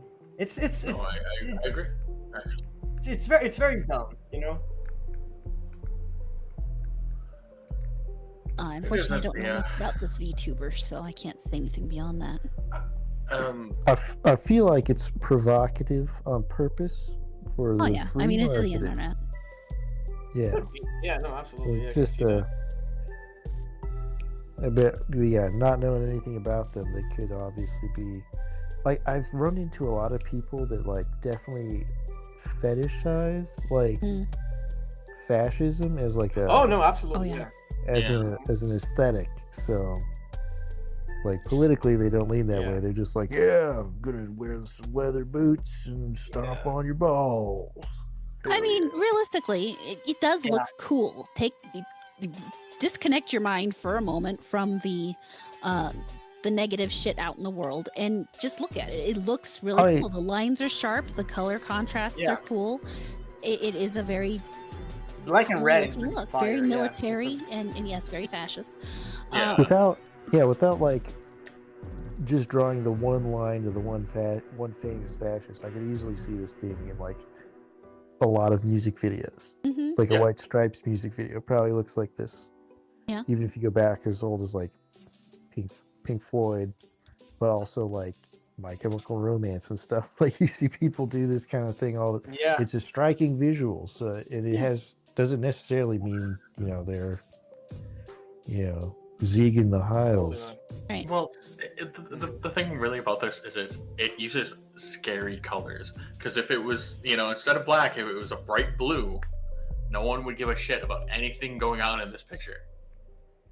You know, instead of red, if they were using like neon pink, no one would give a shit about anything going on in this picture. It's if like it was black and gold, they wouldn't care. Or red and gold. You know, I was gonna say.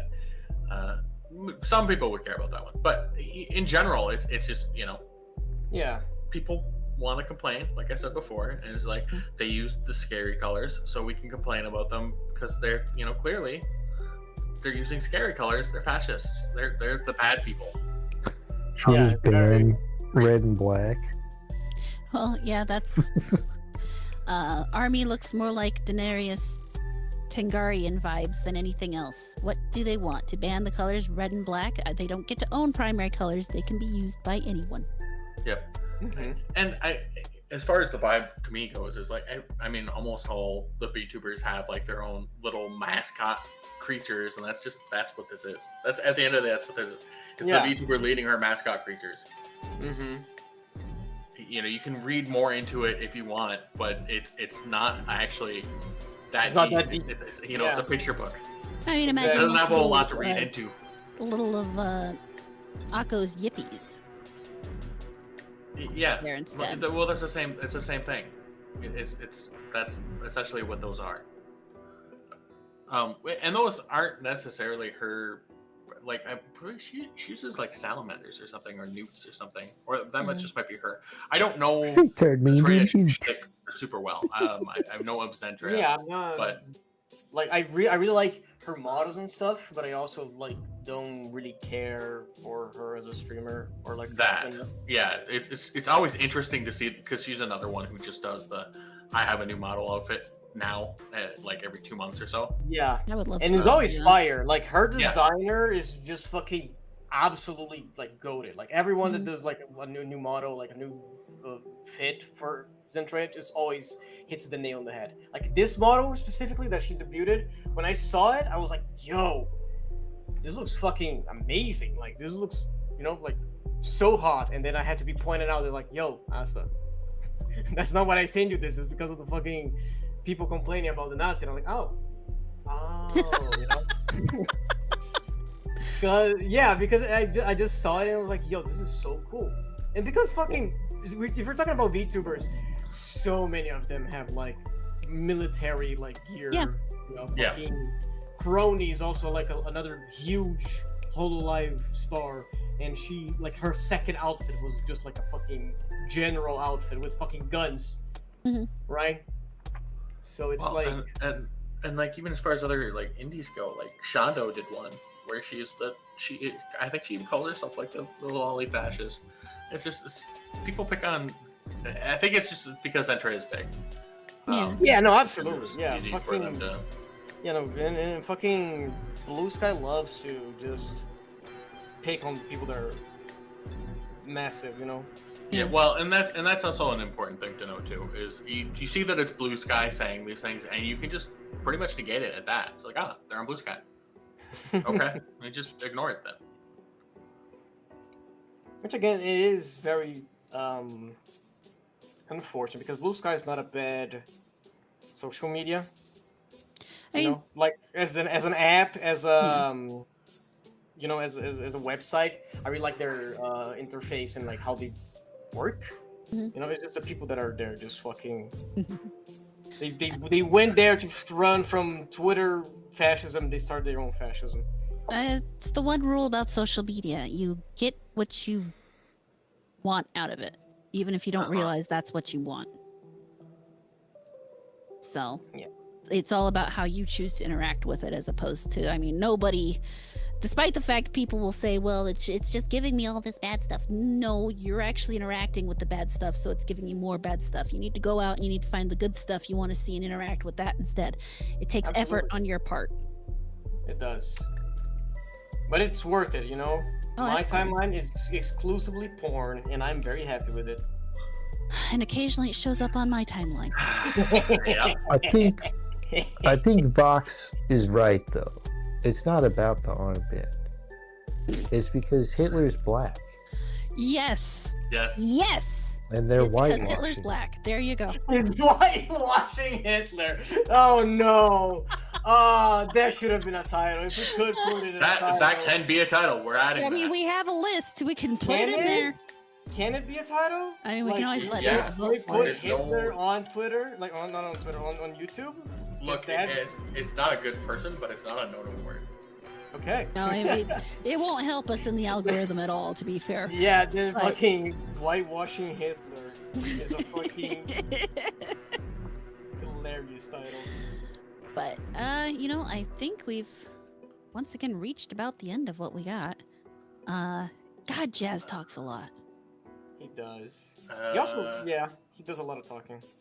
You know? Yeah, well, it's like I said, it works out to be almost a half an hour worth of talking. Yes. Yeah, yeah, because I mean, we still got to do the normal wrap up stuff, and so that'll put us right about 10:30, and that's about a half hour less. Yeah. So yeah, Mm-hmm. damn. Do we, Bitch, yes. do we He has a lot stretch? of opinions. Do what? So do we need to fill time? Oh no. No, Yeah, it's okay to end early. Yeah. And actually, it works out because I have an earlier morning tomorrow, anyways. Yeah. Yeah, so we should probably go ahead. Oh my god, people. How do you do this? We need another vote. We're tied here between great on the other, because I always start a poll at the beginning. We're tied between great, thank God he's coming back, and Jazz Who. How do we end up with 33% on all of them? People were really divided, you know? We got 21 votes. That's a nice number of votes. That's how we got 21. If only those people liked the stream too. Got 21 votes? That's a lot. I'm fucking impressed. Is can you do polls on Kick? I don't think you can, right? I don't know. I haven't played with Kick much in those regards. Oh, you know, because you guys are like multi-platforms, you probably need like a bot to do like a single poll across all them. platforms. Yeah, we'd probably have to set that up. I do not see. I see set goals, but I don't see anything like add a. Yeah, as far as my abilities, I don't see anything that would let me do that. Identify chat appearance. Yeah, I don't see anything that would let us do that. I might have to dig at that a bit more. But where's my stuff? There it is. Oh, there we go. We're gonna end the poll at Jazz Who as the winner of that poll. Poor Jazz. Well, he's also the favorite. So, He is the favorite, You know what? so- He can Yeah, beat it with this one. it all evens out. Let's go ahead and what is our title? And let's see what we got for title options. We are starting with how many do we have? 1, 2, 3, 4, 5, 6, 7, 8, 9. So we gotta cut 5. Yeah, we have too many. Okay. I feel like full Gunner, we had to work that out so we can just cut Yeah, I cut that one. that. Nobody wants to say Gina. I feel like that's funny. Yeah, I think we gotta keep that one. Digital man spreading, I like. Between poo, pourrier, and shitting on a gallon of perfume is the same, so which one do you guys like best? Yours is definitely more descriptive. Poopery is, yeah, I like it because it's funny. we can keep poopery then. Bear's Mike begs for sweet release. So we gotta choose between Bear's Mike begs for sweet release, Aston knows how to play with himself, Asian sprinkles, and whitewashing Hitler. Whitewashing Hitler wins. Out of those, whitewashing Hitler is too strong. Bear? It's a contender. Look, I mean, look, whitewashing Hitler is just it speaks to me for some reason. It's so funny. Like, someone's gonna read that and be like, "What?" Yeah, especially when you compare it to our fucking thumbnail. Yeah. Yep. All right. There's gonna be a time I'm gonna be like old as shit in an old folks home. And someone's gonna mention like Hitler did this. I'll be like, dude, Hitler's been dead for so long. Like, Dad, don't you remember? Like, Hitler's a black guy now. I'm like, oh yeah. Right. Yep. So if we can get 4 votes there on that poll. That would make me thrilled. Now to the questions. Apparently NDA didn't show up tonight. That's sad. Oh, that's Hope he's odd. okay. Probably only wants to see Jazz. If he was That's here, true. Jazz would have won the vote. Yeah, yeah. And I just noticed because of the lack of in a Nigerian accent. Question. Yeah. Yeah. Electric Angel says, I like the idea that humans are the good guys in Blue People Avatar. What is your opinion of this take, and is the main Avatar guy a white savior archetype? I mean, it's just Fern Gully with blue people, so. It almost is, but I kind of do agree with. Look, I'm going to put humanity first. I get it that there's blue aliens and they're communing with nature and they want to make this parallel to the Native Americans and colonialism and all that, but I was like, nah, fuck that. Get the ship beneath the tree. Humans. Hurrah. I don't care if we're the good guys or the bad guys, we're the human guys, and that's all that matters. Okay. I don't know. I don't care about enough those movies too. It's you only really. I think he's really talking about the first one. I have no idea as far as the second one or third one goes. I mean, it's like, here's the thing, right? I'm all with you. Like fucking humans. Like they needed a new planet. From what I understood of the fucking film, like, you know. And eventually that's gonna happen, and when it happens, I don't want to be like, oh, but you know, we're taking away of these guys. It's them or us, right? I agree with that. That being said, having a 9-foot-tall blue woman absolutely crush my balls. You know, I would be the guy who saves them. All right, I would be the protagonist of that movie. I would be like, no, you know what, guys, fuck humanity. You know. And you can sue me for that, you know. Also that guy, like, he got new legs, like he can walk now because of he got a whole body. Yeah, so like he only has to gain from staying with the fucking the aliens. Yeah. Yeah, no, they did a huge mistake picking the one guy who was incredibly disillusioned with humanity to negotiate for humanity. Exactly. Like, So it's like, being that guy, I would do the exact same thing that he did, you know. But like at a bigger scale, obviously, like it makes sense why humanity did what it did. I don't think there were bad guys in the movie. You know, there's a clear message, a clear metaphor you want to trace, but like the difference here is that they put the humanity in the brink of extinction, basically, and be like, we need resources, right? We need resources, we need new stuff, because we ran out of dead things on Earth, and that is already happening. And when it does, you know, I'm 99.9% of the people not gonna give a fuck where they get new resources from, as long as they keep living, you know.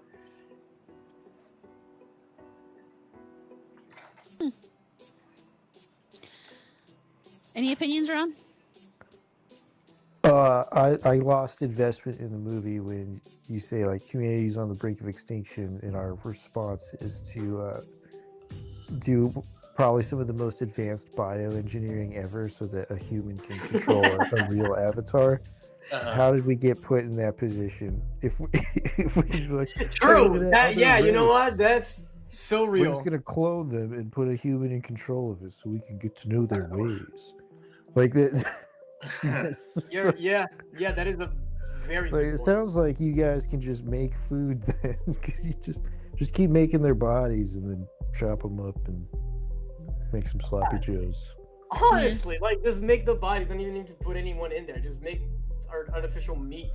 Well, so I might be misremembering the movie, but I don't think it was like a complete thing. I think it was a fuel, and it's the stuff beneath. They were after the unobtainium. Yeah. That is literally the name of what they were there for. Unobtainium. As far as like as an energy. Part of why I hate the movie. Yeah, but that gets used as a new a new compound, a new item on the periodic table all the time. Unobtainium, super popular, is a name for some reason. It's horrible, but I hate it. It's so stupid. It's very common in the earlier sci-fi stuff. I mean, for me, it's just when you call something an obtainium, I automatically know where your story's going, and I'm not so thrilled. Would you prefer MacGuffinesium? Yes, actually, I would prefer MacGuffinesium. At least it would be more, what's the word? Ambiguous.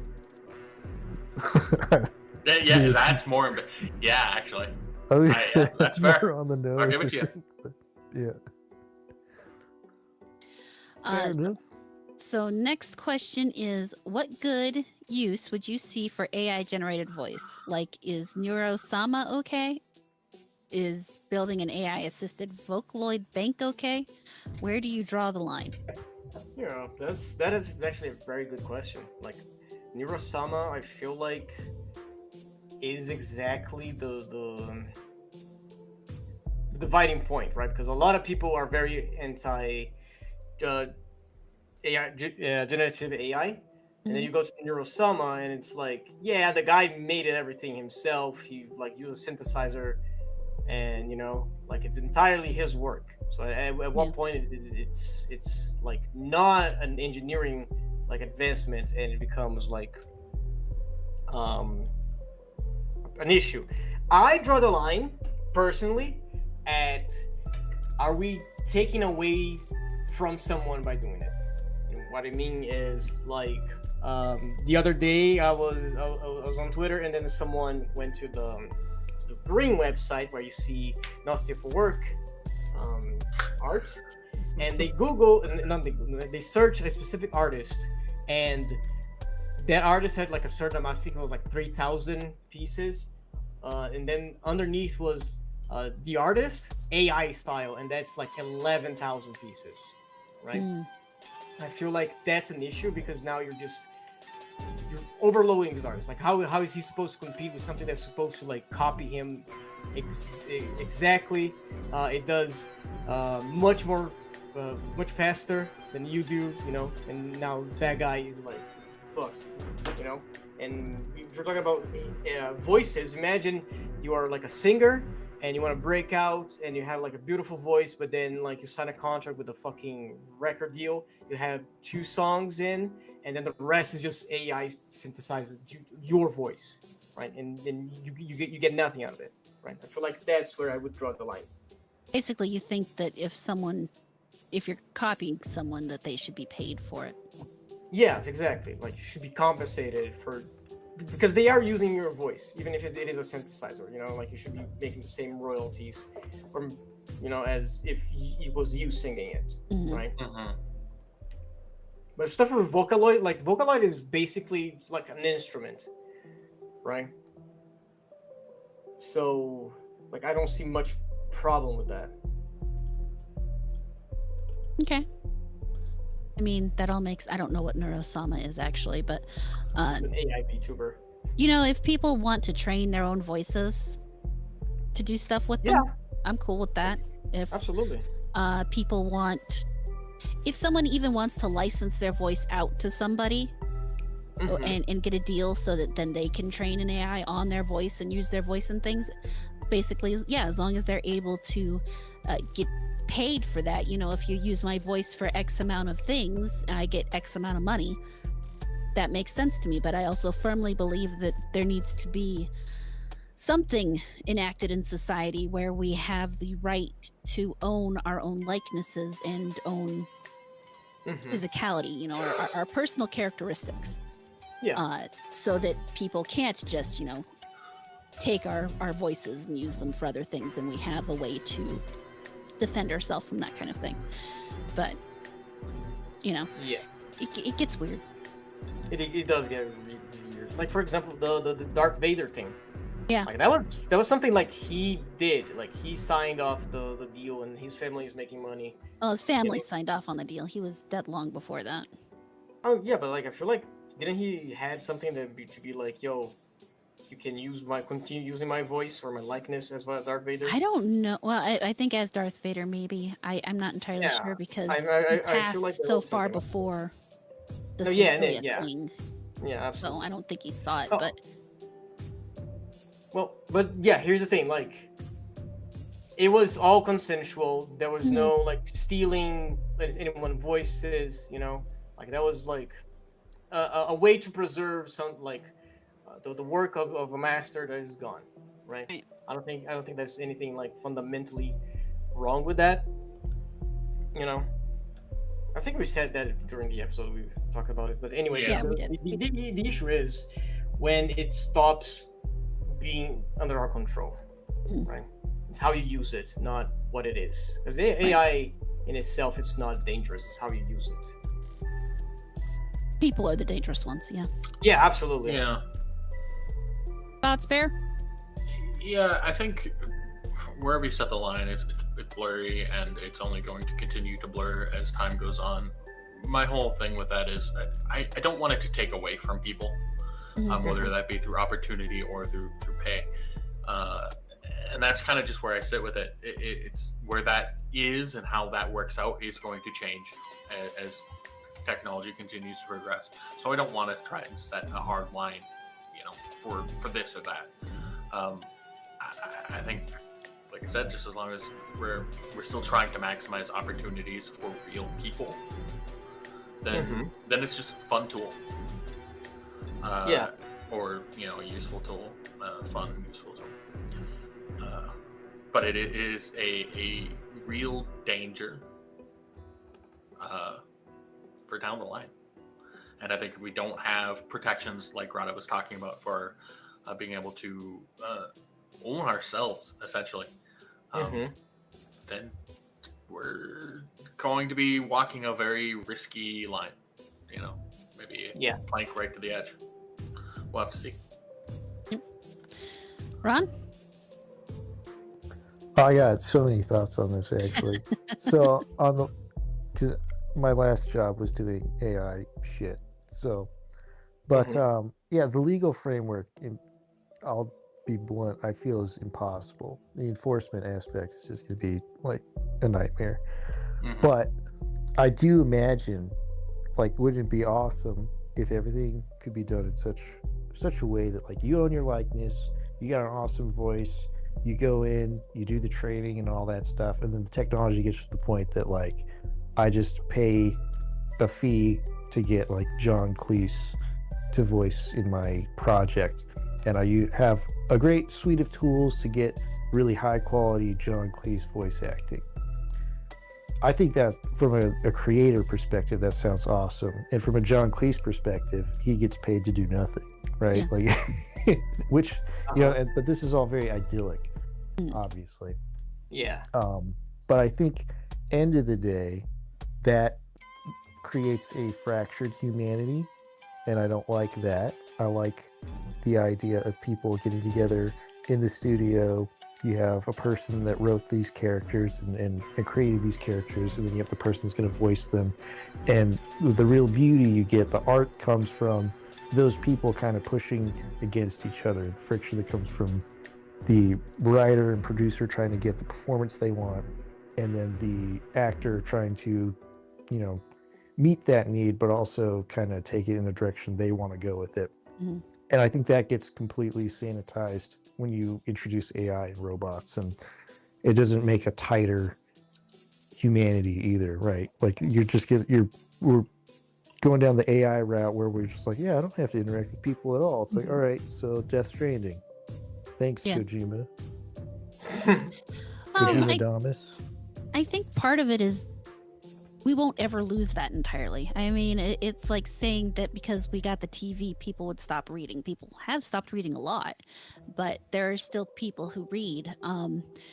But we also still have people like Devin Erickson, who wrote Theft of Fire, and he did an audiobook. He didn't do an audiobook. He did an audio production where he had each character in the book voiced by a professional voice. Well, a few professionals and some guy who sent in his tape randomly and was so perfect that he decided to get it, and then audioly tuned by an opera professional guy. I mean, he basically made a radio drama for his audiobook. Despite the fact that, you wouldn't think people would want that anymore, but we will always have people who want to get in there with other people and make something. And I do think that because of the nature of AI, it won't ever match up to that. it can't. I ever match agree. up to that. I don't think the quality will ever match up, but the quantity. Oh, the Like, quantity we will already always be see there. it. We already see it in like Steam, like every like pulling up the PlayStation Network store, the Switch store. Like you pull that up, it's you know, it's already stuffed with schlop as far as like games go. Same thing with like art, right? Like Asta was saying, artists with like he's done 3,000 works. That's a lot of work for one artist. Yeah, But then there's 11,000. yeah. You know, the AI churned out in probably like the span of like hours.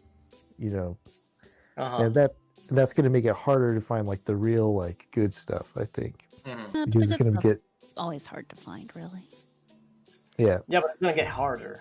Yeah, So it's you definitely know. going to take more effort on our part, I think.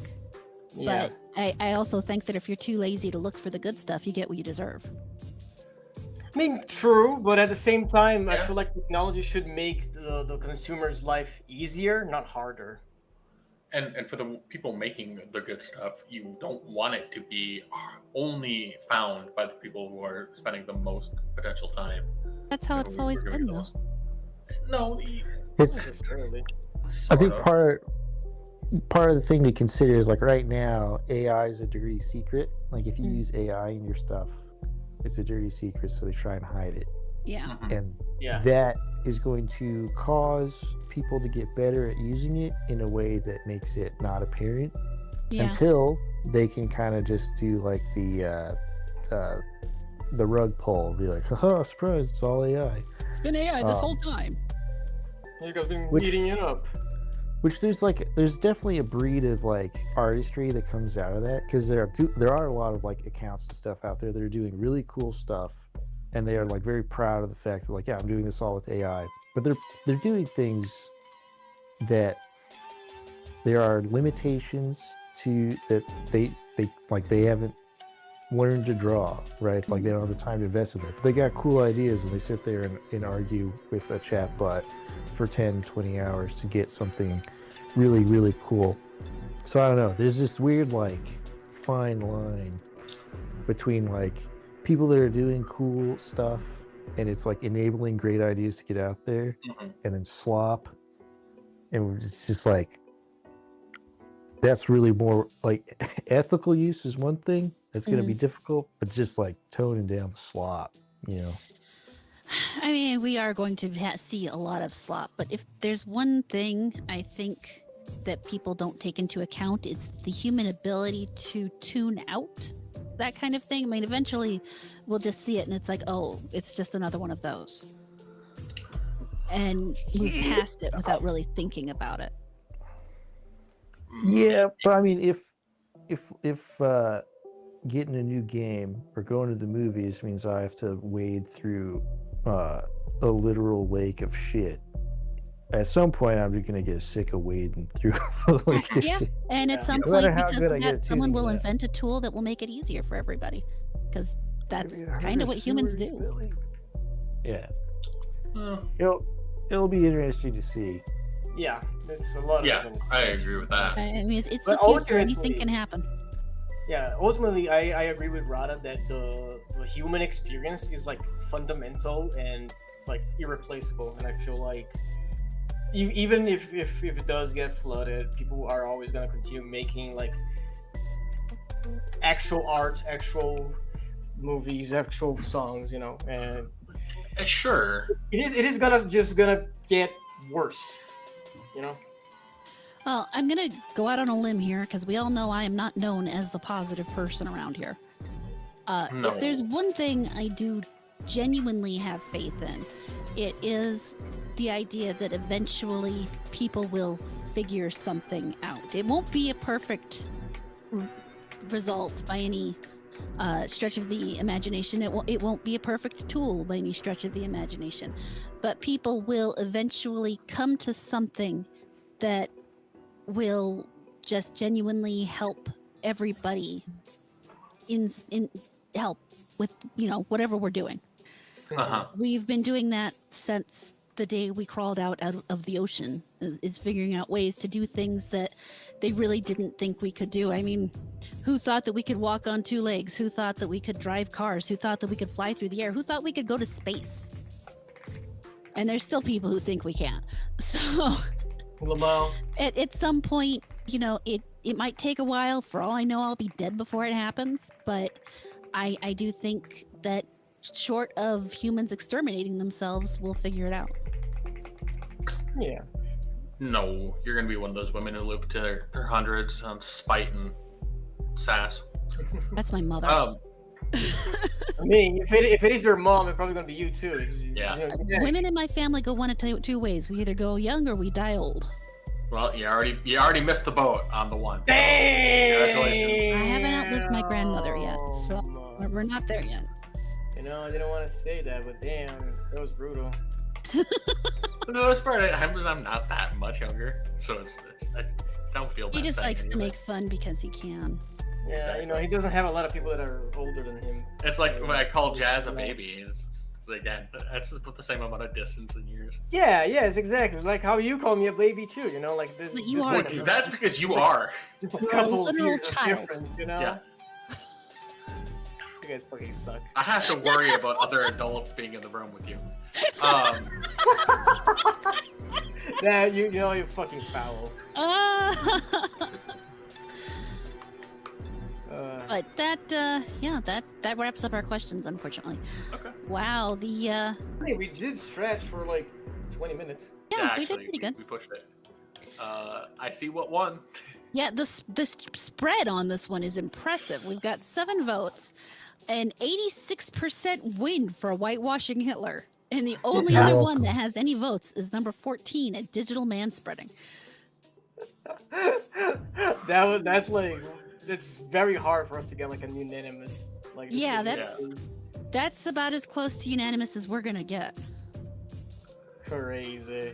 So wow, yeah, that happened. So let's go ahead. I and... knew it. I knew it was gonna happen. It's fucking. I'm sorry that you won't be able to monetize this video. We don't get Like ad most of revenue them. anyway, so we'll be fine. Let's go ahead and introduce our way out. I don't know how, Shill ourselves out, whatever. Ron, why don't you tell the lovely audience about yourself and where they might be able to find you if they want to find you? And You usually do introductions at the beginning. yeah, there's a reason I'm not normally the host. Well, yeah, so I'm Rongina. I'm on most things. I am Rongina, and by that I mean like YouTube, Kick, and Twitch and whatnot. I stream games. I sometimes do music, not on YouTube because copyright. Game dev and all kinds of fun stuff. Yeah. Okay. Asta? Hello everybody, you guys know me, it's Asta. I do art. You guys like to see boobies and booties and pootang. Go check me out on Kanger_Rosier. In all social media that you can find arts, Twitter, Blue Sky, New Browns, Pixie. If you want to give me money, there's VGen, there's Patreon. Yeah, just look for me. I'm there. Bear, do you got anything coming up this week? I can normally be found on this podcast and occasionally on Jazz's streams. He'll probably stream Rivals this. Wait, are you gonna stream Bloodborne this week? Is he back? His flight's tomorrow morning. Is Okay, it? then yeah, we'll be. Oh no, we can't do Bloodborne this week. Shit. I agreed to be on Mayonnaise Chase's podcast on Thursday, so I'll have to let Jazz know about that. Say mayonnaise chase. Mayonnaise Chase. Oh, I like mayonnaise chase. Well, he's a white Just guy. imagine Peter Griffin getting chased by a jar of mayonnaise, and Lois is like, "But Peter, your cholesterol." Yeah, right. So yeah, you'll probably be playing with Jazz on Thursday. I gotta make sure. Yeah, so I know then that. we'll I got confused. Yeah, what if dates went. he is. Rivals on Thursday then likely. Oh, So shit. maybe no shit. Is that a different no shit? You It okay? is a different oh shit. It's my own oh shit. It's my Okay. commission. Okay. it won't be streamed, but I have my probably a finale for my campaign tomorrow for D&D. Ooh. Oh, So- that's cool. Well, we'll get to hear Yeah. about that next week then. Yeah, I'm excited Yeah. for that. We'll see how it goes. But other than that, yeah, I shouldn't be on anything. I hope.